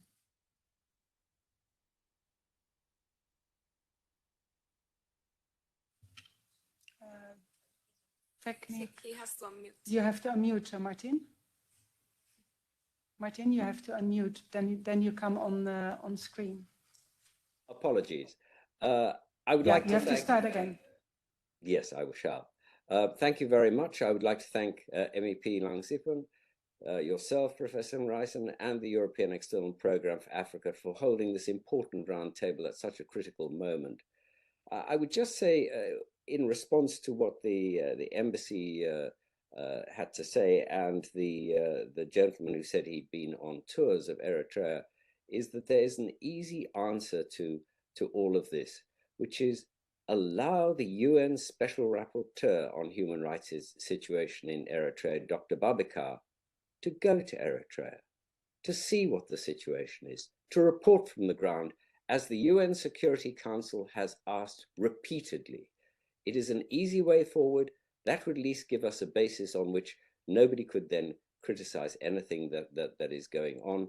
Of course, at the end of the day, the task really falls to the Eritrean people, who must have the human rights, the dignities, the rights to decide their own future in their own way by themselves through a free and fair election that sadly Eritrea has never held. But I would like to highlight 2 points that Dr. Babakar made. First, the huge exodus of Eritreans which has been seen across the world. This continues despite the terrible dangers they face. And these were underlined this very week by the report of the UN panel of experts to the Security Council on the Libyan situation. This provided in great detail about the involvement of the Libyan state and parastatal actors in human trafficking, smuggling, and enslavement. The key actors are named and their roles are explained, and Kai made it clear what some of those are. I just would like to quote from one section underlining the impact on European states. Quote, the panel identified 8 human rights traffickers and migrant smuggling routes in Libya. These routes are operated by Libyan networks of human traffickers and smugglers with international and regional elements in 17 countries, including France, Germany, and Italy. Victims were constantly subjected to acts of enslavement, rape, sexual slavery, enforced prostitution, deliberate starvation and torture, as well as cruel and extremely degrading treatment. The panel found that these human rights abuses were committed in the course of organized criminal operations. These private trafficking networks were operated in collaboration with Libyan armed groups and used well-developed illegal enterprises in Libya and abroad with the aim of generating significant financial profits and other benefits for these actors. It's an extremely serious charge, and it is one that should be taken very seriously by the European Union. Secondly, what Dr. Babakar refers to as the long arm of the regime, the intelligent activities and the interference of the Eritrean government with the lives of its citizens in exile.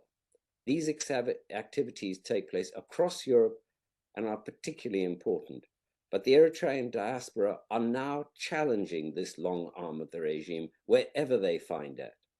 There are demonstrations and protests from Israel to Canada and in many European states, including Germany, the Netherlands, Switzerland, and Norway, as well as Britain. The Dutch are aware of these activities and have already taken steps to counter them. The Norwegian government commissioned an important and insightful report on transnational repression by foreign powers against diaspora communities. The European Union has access to all of this information, and I've provided links to them. What we now need is action both to prevent the enslavement of Eritreans in Libya and to tackle the long arm of the Eritrean regime across the world. Thank you very much.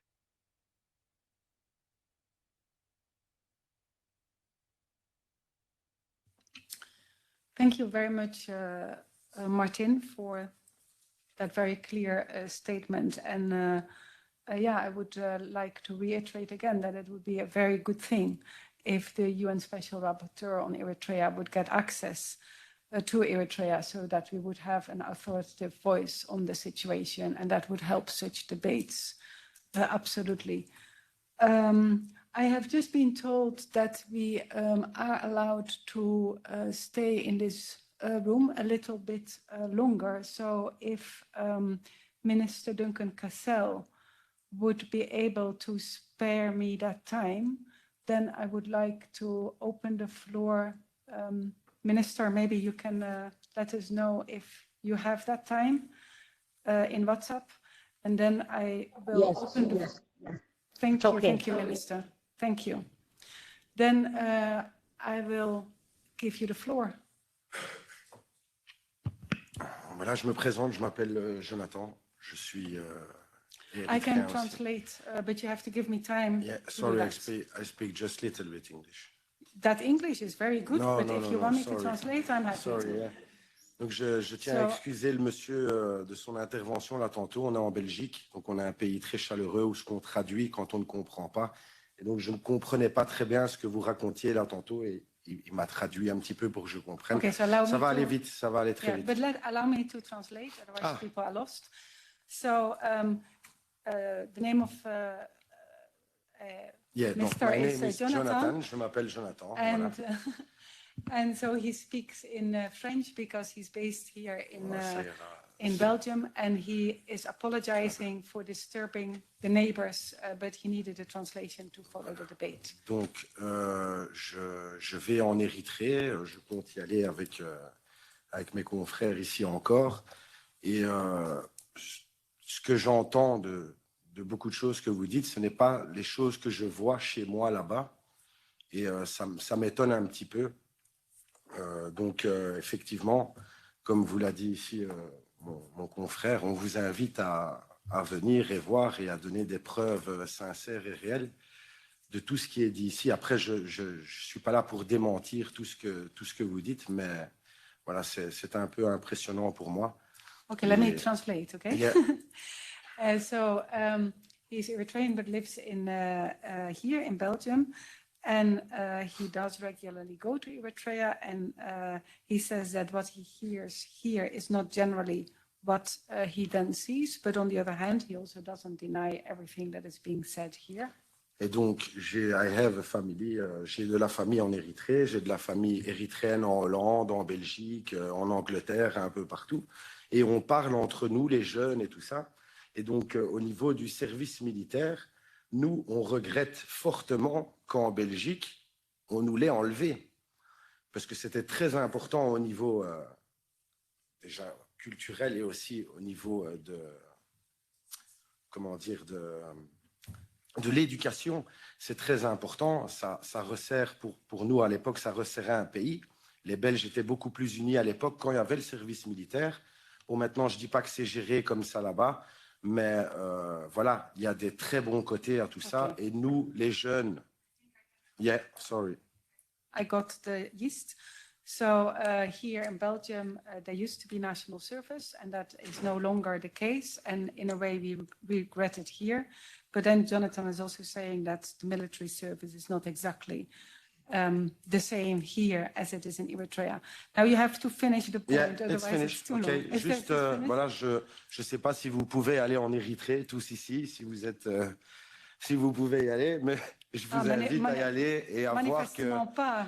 j'imagine bien. Donc, moi, j'y vais et je vous dis que c'est très bien, c'est très beau. Les jeunes le vivent aussi très bien, le service militaire. Il n'y a pas que des viols et ainsi de suite.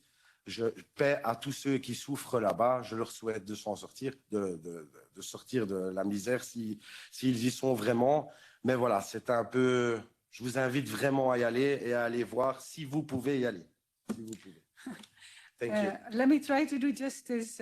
That was quite complex. I think that you were saying that you were hoping that we could all go to Eritrea, but I was saying, well, for one, I don't think I could. But we would all love to, but that is my response to you. But he's also wishing everybody well in Eritrea and all of us who would like to go to Eritrea. So I think it was a very nuanced statement, Jonathan. Merci beaucoup. Anybody else who would like to take the floor? Yes, please. And then we go to. Je peux lui répondre quoi en français? If you give me the time to translate then as well, please. Right, on le fait quoi en anglais alors? Just do it in English. Instead of inviting tourists, we just want that you invite the United Nations experts. When they want to come in, they are not allowed to come in. And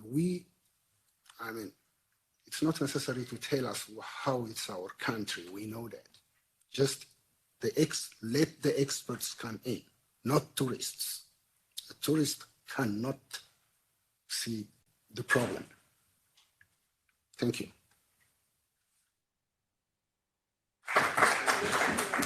I think it's being translated. I think that's fine. Yeah, thank you for that statement. First we go here and then we go there, please. Thank you, Professor Miriam. Dr. Saba, تخيلك بإنجلش كترجم لي أخي. تقريني أخذ عربي.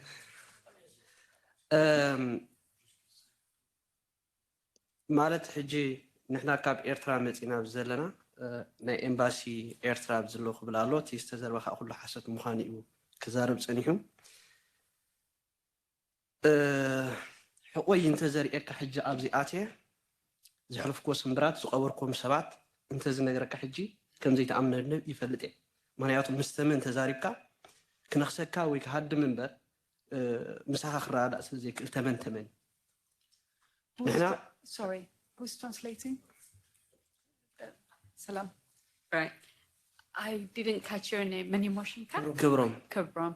What Kabram is saying is that he is rather surprised by what the representative from the embassy in Eritrea said, because Kabram bears the mark of what he faced in as torture marks on his back, and he could tell stories of the people that he's lost, but he's not going to even attempt to do that because he knows that he will not be believed.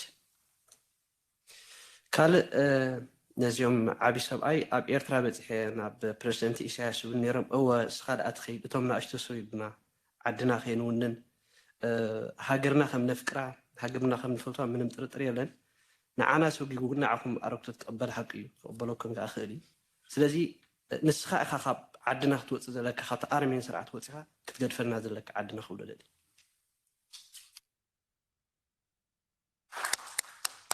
I'll try to represent that in as authentic as Kubram said it to the elderly gentleman who talked about taking in tourists. He was saying that yes, of course, the regime has expelled all of us, the young people who love our country, who would like to stay and see a prosperous Eritrea. It's repelling us, it's ejecting us, our beloved country, only to let you and tourists like you in. And he's saying if it's a generational matter where young people are to have their future in their country, it's people you and people like you that should not be allowed in there, and we should be allowed in our country. Thank you.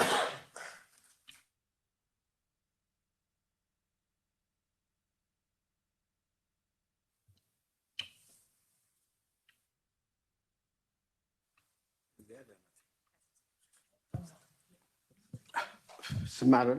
Yes. Okay, thank you very much, Professor Mariam, and all those presenters and participants. I agree with all those remarks,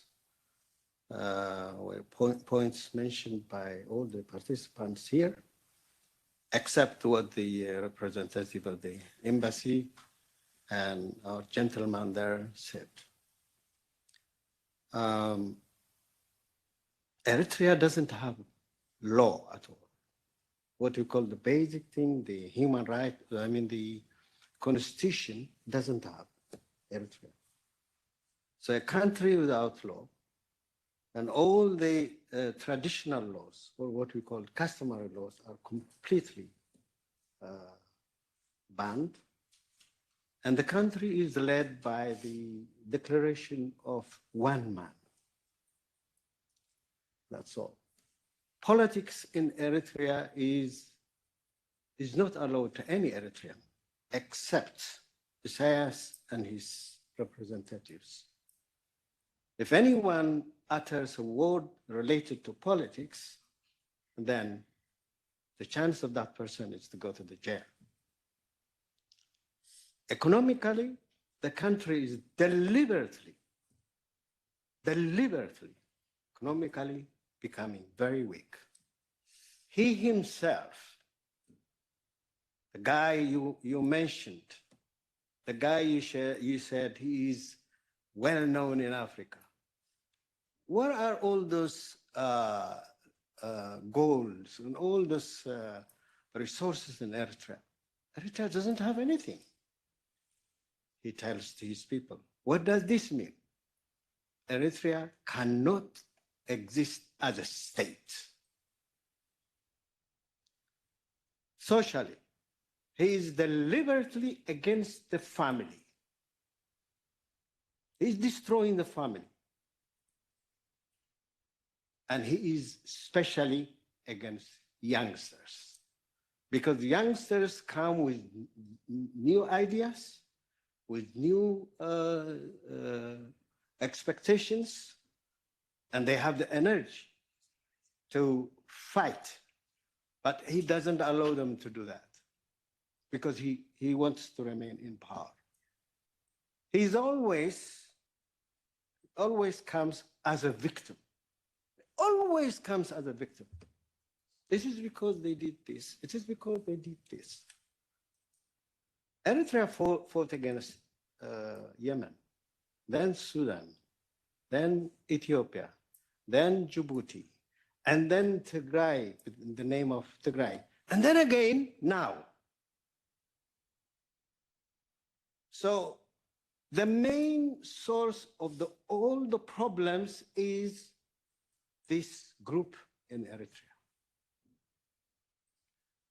We mentioned some crimes like war crimes, crimes against humanity, rapes, those horrific rapes. Those crimes are not only for Eritrea. If all those crimes happen in Eritrea or somewhere else, all the countries in the world are responsible to respond to these crimes. But Europe is not doing that.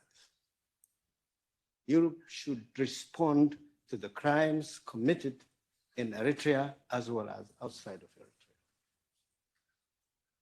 So just, we don't have to go around the bush.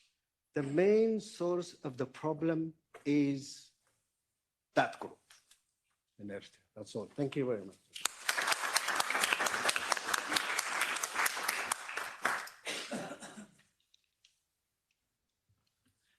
Vanessa, and then this one. Yeah, first. You can go, Vanessa. Okay. Thank you. I just wanted to address 2 points. I know my whole statement focused only on the European Union's responsibility because I thought, I'm equally European as I am Eritrean, and I hold both entities very, very accountable for a lot of the problems happening in both continents that I'm from. And I do want to say that in the Eritrean context, yes, the people flee because of the Eritrean government, but the asylum system should be able to exist regardless of what happens in Eritrea. Even if Eritrea is liberated and people don't flee in the same amounts that they flee now, if anyone wants to flee Eritrea, there should be a global asylum system that can accommodate that. And that will happen in all places around the world as well. So to me, root causes can be in different contexts, but I think the European asylum system is separate, the Eritrean migration situation is separate, and we can hold them both equally accountable for their own problems. And I think I just wanted to address, obviously, the representative from the Eritrean government who's here. You're pretending as if not giving answers is something like unique or like, oh, I'm not going to satisfy you. We never expected you to give us any answers. We've never received any answers from Eritrean government officials in any space that we've ever been to. We don't come to the European Parliament excited or happy to be here in Brussels. We want to be in Asmarat and ask you questions there. And us as Eritreans, it doesn't matter, I'm born outside of the country, you still view me as an Eritrean. I can't go to Eritrea with a tourist visa, for example. I'm seen as Eritrean, I need to get an Eritrean ID. And so if you see us Eritreans citizens, then we also deserve answers. Me as a second generation Eritrean, Eritreans who were born in Eritrea decades ago or even recently, as he bravely testified in front of you, we deserve answers. And it's not just about what's happening to our country, it's what's happening to a lot of individuals who are still in the country. People like my uncle who's been imprisoned for over 20 years, since 2001. He's a journalist who's been missing. People like him who are young people who were just born in Eritrea and still made prisoners by the state that you represent. They deserve answers, and don't make a mockery of us because we've come here to Brussels. We didn't have a choice. And the least you can do is at least address some of the issues. At least back in the day, you used to say it was because of the war in Tigray. What's your excuse now? Good.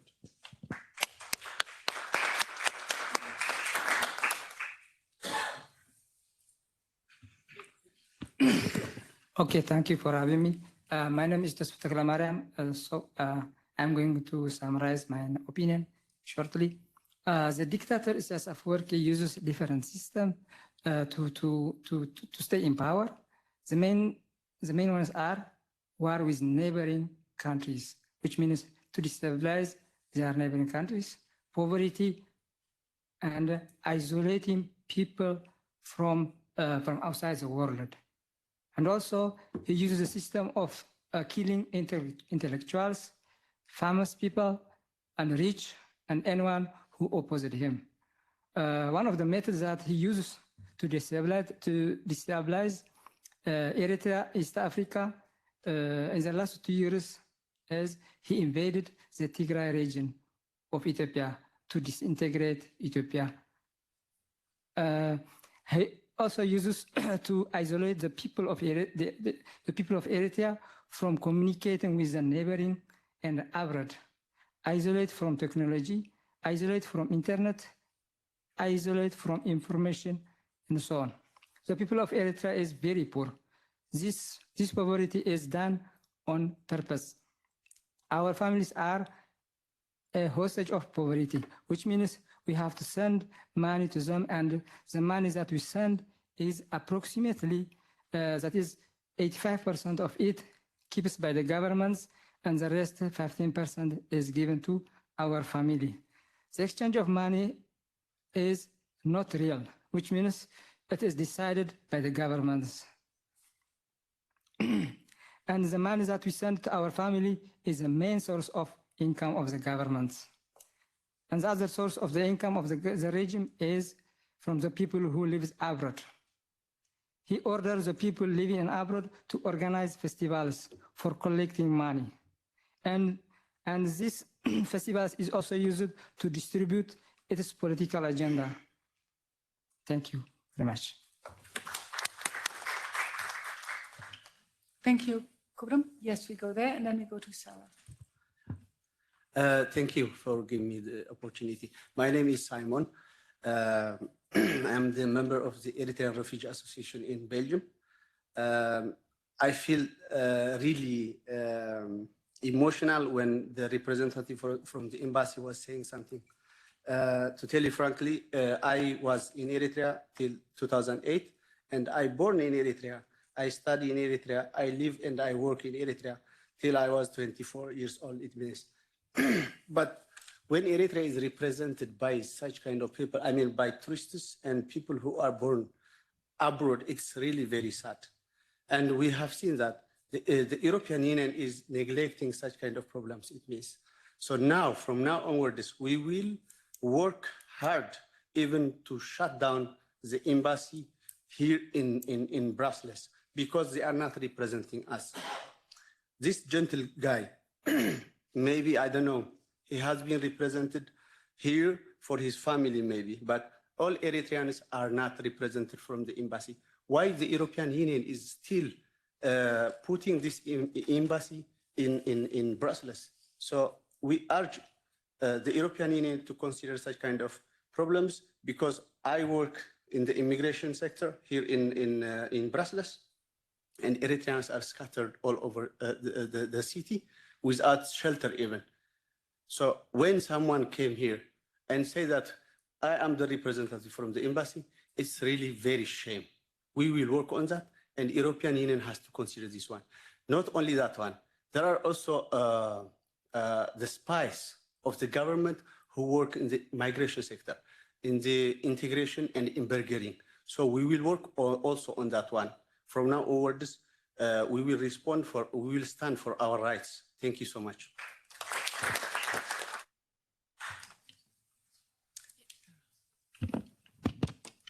Yes, in response to what it has been said about the military service in Belgium, I think you compare the military service in Belgium with the military service in Eritrea. I think it's key to make distinctions about the different military service in Belgium and in other places.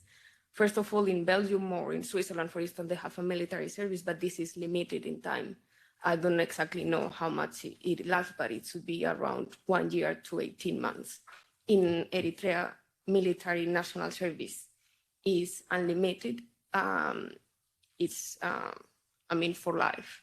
It has no limit. So this is a key distinction. Something else is like here, military service is of purely military nature, so people only do military tasks. While in Eritrea, it extends to all the sectors in the country, and they not only do military tasks, but also they work in the public sector, in the private sector. So it extends everyone in the country who is above the age of 17 years old are enlisted into the national service for life. And the task that they are assigned to them is they don't have any choice as to the tasks that they are assigned to them, whether military or not military. In this country, there is the right to conscientious objection. So on this basis, people have the choice to do an alternative service to military service. This right does not exist in Eritrea. And also in Eritrea, and this is being publicly admitted by the President Isaias Afwerki, the military service is used for the purposes of public development. This in international law constitutes forced labor. So I think I could extend much longer about the main differences between military service here or in other countries in Europe and military service in Eritrea, but I think this should be enough for now. Thank you for that clarification, Sarah. Gentleman there, then we go here. Mon nom c'est Jean Lavia Lavalas. Je viens de Haïti. Let me translate. So my name is Jean Lavia Lavalas. Lavia Lavales, and the gentleman is from Haiti. Je viens de Haïti. J'ai visité votre pays en comparaison avec mon pays. Sorry, I have visited your country as if your country was my country. Quand je vous entends parler comme ça de l'Érythrée, ça me fait mal. L'Érythrée ne mérite pas ça. When I hear you speaking of Eritrea, that hurts me. Eritrea does not merit that. Vous devez vous asseoir pour bien regarder votre pays et vous comprendrez que vous êtes en avance par rapport à pas mal de pays qui sont actuellement en Afrique, en Amérique latine, en Asie et ailleurs. It is my impression that your country is doing a lot better than other countries in Africa, in Latin America, and Asia, and elsewhere. Je ne suis pas venu ici pour vous donner une leçon, mais je suis simplement là pour vous dire, jetez un coup d'œil sur ce qui se passe dans le monde et vous comprendrez à quel niveau vous êtes déjà en avance. I have not come here to lecture you, but I just simply wanted to alert you that Eritrea is much advanced. Il y a un monsieur qui a dit qu'il n'y avait pas d'Internet en Érythrée. L'Internet, ce n'est pas le progrès. L'Internet, ce n'est pas le progrès, monsieur. Parce que quand j'étais en Érythrée, j'ai passé près de 2 heures pour envoyer une photo en Europe. C'était pas grave. Le pourquoi. The access to internet is not the most important thing. You say there's no access to internet, but that is not the most important thing. Le peuple érythréen était en train, normalement, calmement, nous regardait en tant qu'Européens, parce que j'étais avec un groupe d'Européens, en train d'envoyer quelques photos. Et tous les Européens étaient très fâchés, par contre, les autres attendaient. C'est la culture érythréenne. Nous devons l'accepter. We have to accept that this is part of the Eritrean culture. Vous comprenez que vous êtes en Europe et vous aimeriez que les choses aillent d'une façon aussi rapide qu'ici. Ça ne marchera pas. Et quand vous retournez au pays, vous devez vous mettre, mais gentiment, au diapason des gens de là-bas pour comprendre la réalité.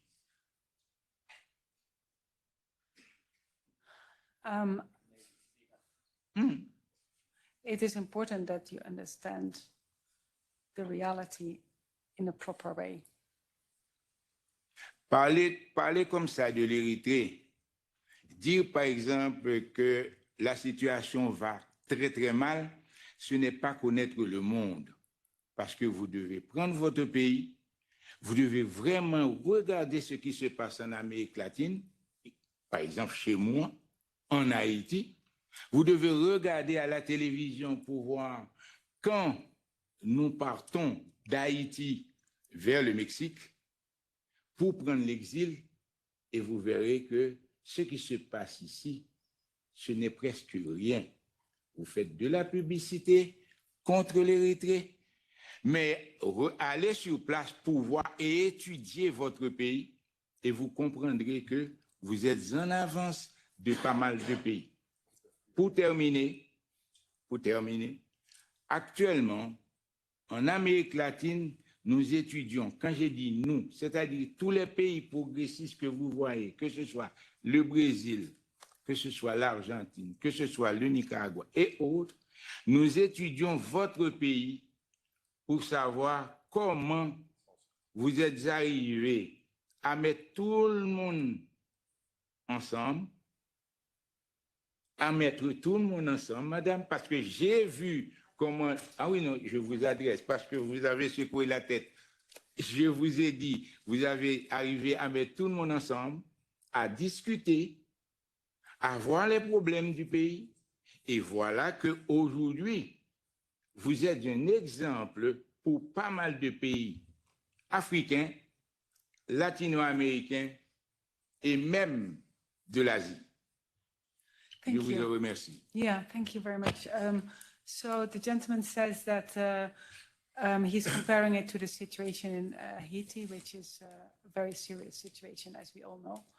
And so he asks for that comparison to be made and to study the differences.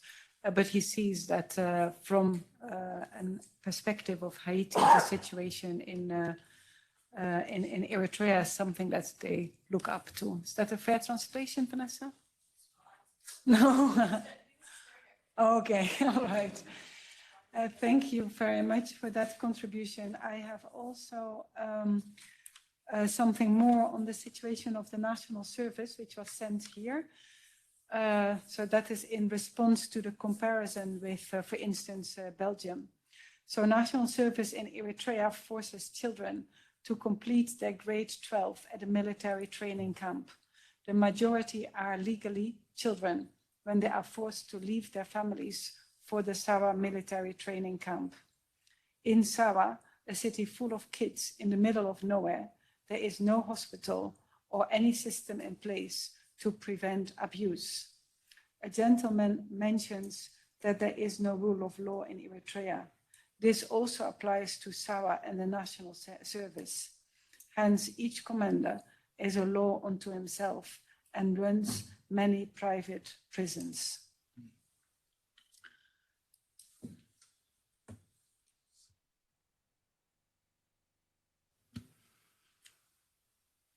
I wouldn't respond. I don't want to respond. So let me continue my question. Normally, I would like to question Madam Catherine Longspin. Sorry for. Yeah. Why was the inaction of EU to ICRI mandate? Why did they didn't do European Parliament the abdication of their responsibility to ensure the international scrutiny? Because we thank you for this event, but I would like to ask that question: why was the inaction? Then, if I will a little bit summarize all what we talked, in my view, to talk human rights violation about Eritrea is not acceptable vis-a-vis other countries,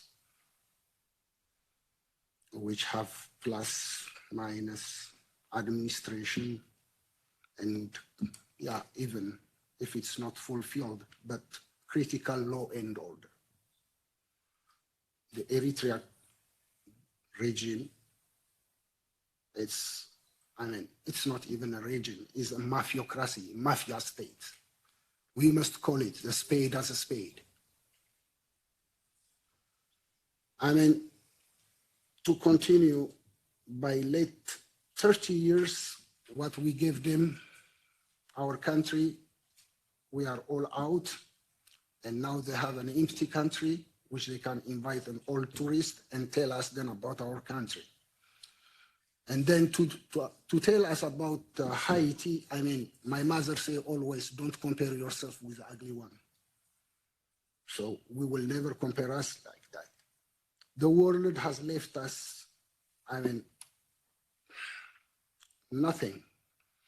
The only thing what we want from EU is just to stop helping this criminal regime.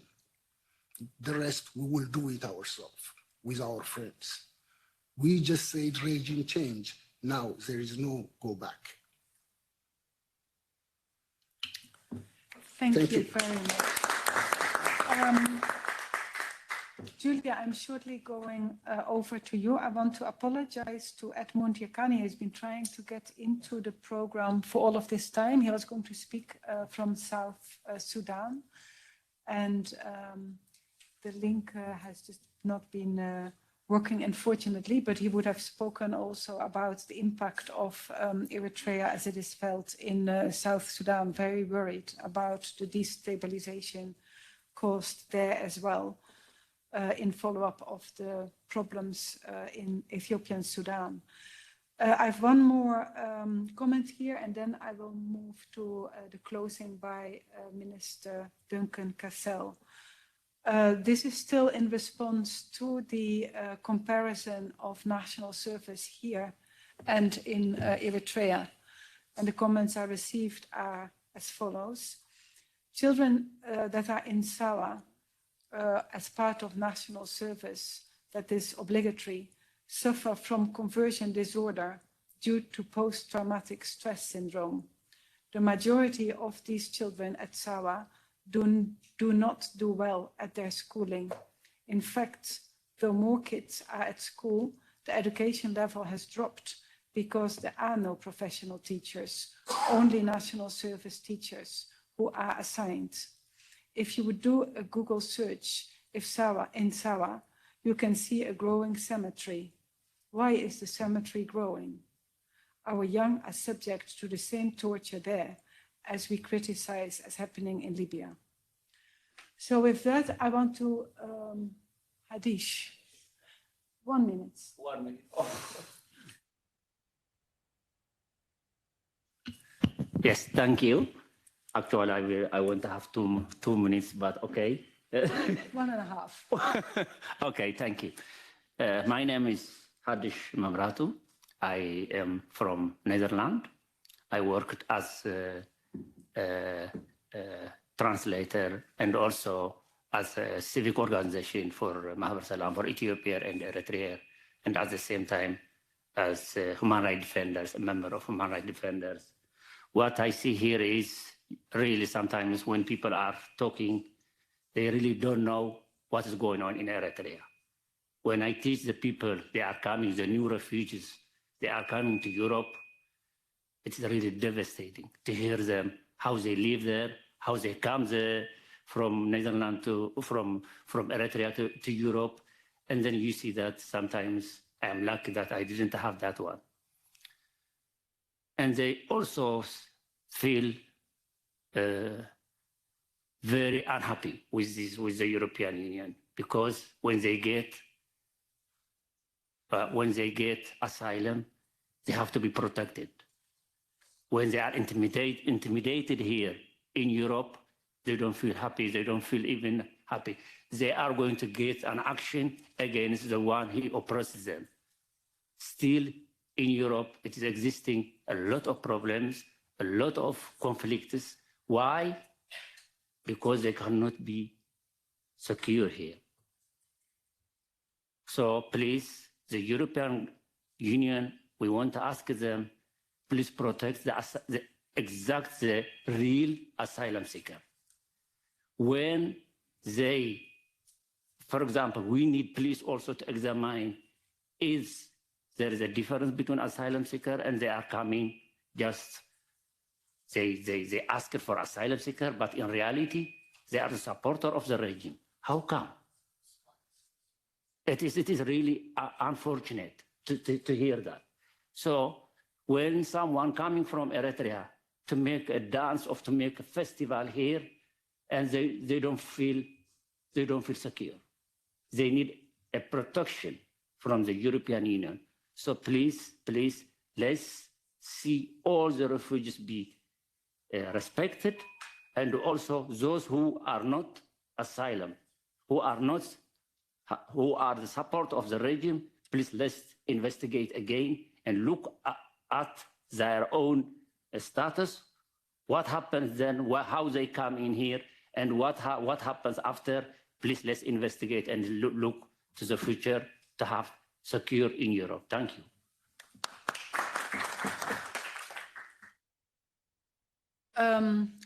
I'm going to thank you for those comments, Hadish. I am going to go about it as follows. I have one more comment that I want to read because I think it's important.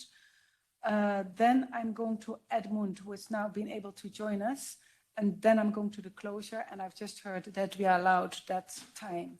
So I want to read this because I think that people, Monsieur, je adresse vous, parce qu'en fait, c'est une réponse d'un jeune qui était vraiment ému par votre remarque.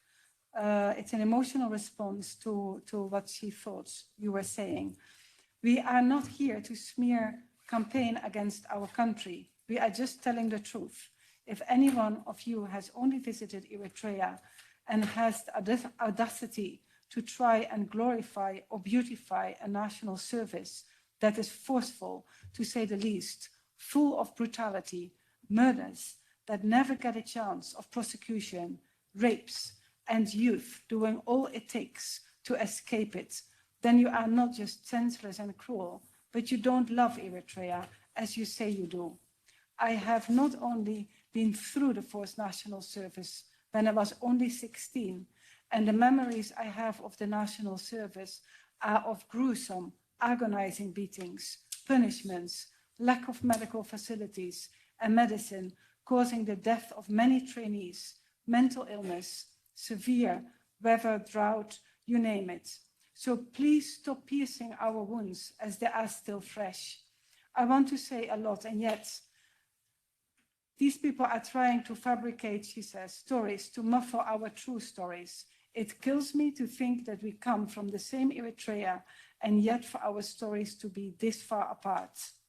There were trainers who had killed trainees, and not only were they not prosecuted, but they were still allowed to keep training us. This is our reality back home. With that,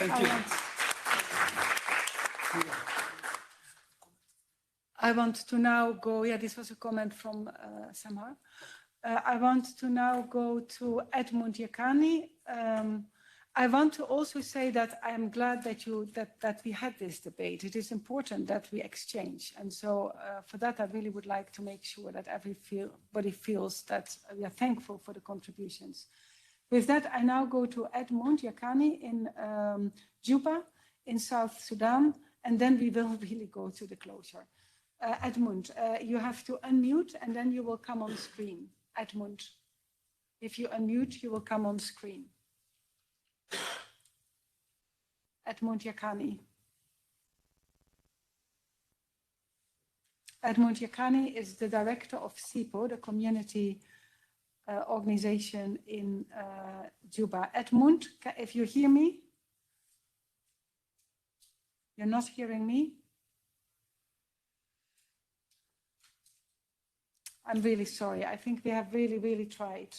But with that, then, with really apologies, Edmund, we would have loved to hear you. I'm going to give the floor to Minister Duncan Cassel. Minister Duncan Cassel served as Minister of Gender alongside President Ellen Johnson Sirleaf in Liberia. She has been following the situation in Eritrea and in Tigray very closely. She has been especially following up on the reports of rape and sexual violence. And it's a great honor, Minister, to give you the floor for the closing remarks. Thank you. And let me say a big thank you to the European Parliament for opening this discussion, the round table. But a big thank you to the European Extended Program with Africa, that the people of Eritrea, Sudan, voices can be heard as to what is happening in the country. A lot has been said, but after listening to all of our speakers and the interventions, the comments and messages sent, it is clearly stated that what is happening in the Horn of Africa, especially in Eritrea, needs attention. You talk about sexual and gender-based violence, where our women and girls are being molested, harassed, human trafficking, security, the underprivileged children. And it's so sad that the head of WHO, the World Health Organization, is from that part of Africa. And attention is not given to our children in that area. Again, let me thank everybody for their intervention. And let me say to the European Parliament, I know that you are not paying attention right now. You open the forum, the round table, but that you will watch the video, you will listen to all of the concerns and reports, and that at least we make a decision as to where do we go from here? What's next? How does the situation be put under control? I'm speaking from Monrovia, Liberia. We just went to an elections. We have 14 years of civil crisis. So we know what it is to live in these conditions. But we're asking you,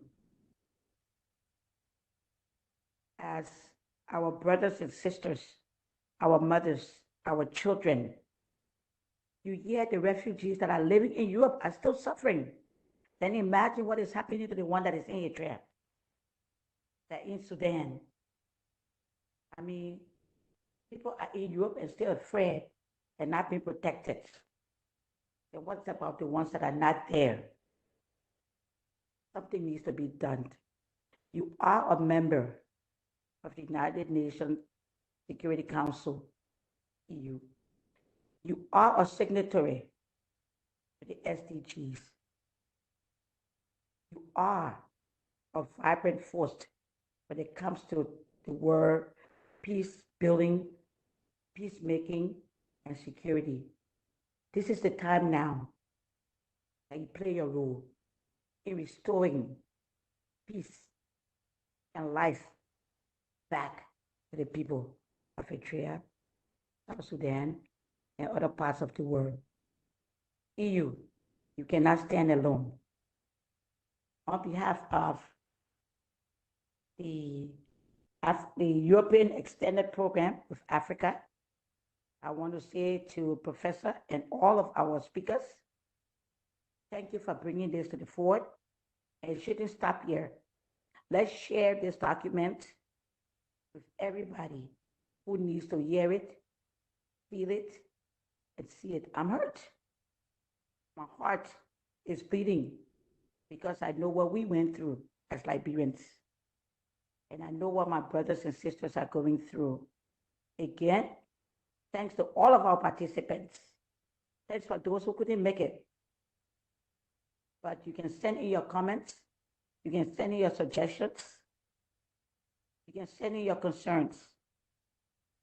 And the organizations, the European External African Program, will take that into consideration and document it, because we get our weekly reports from that group and we spread it out that the EU, the European Union, need to take a role, need to stand for all of this atrocity against humans and stop.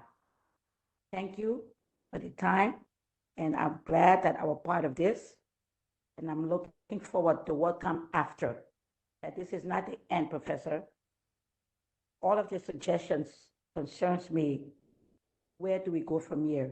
How do we continue to track improvements as we ask for and protect the lives of our people in that part of Africa? Thank you again. And like I said, my heart is beating after listening to all of the speakers. Thank you.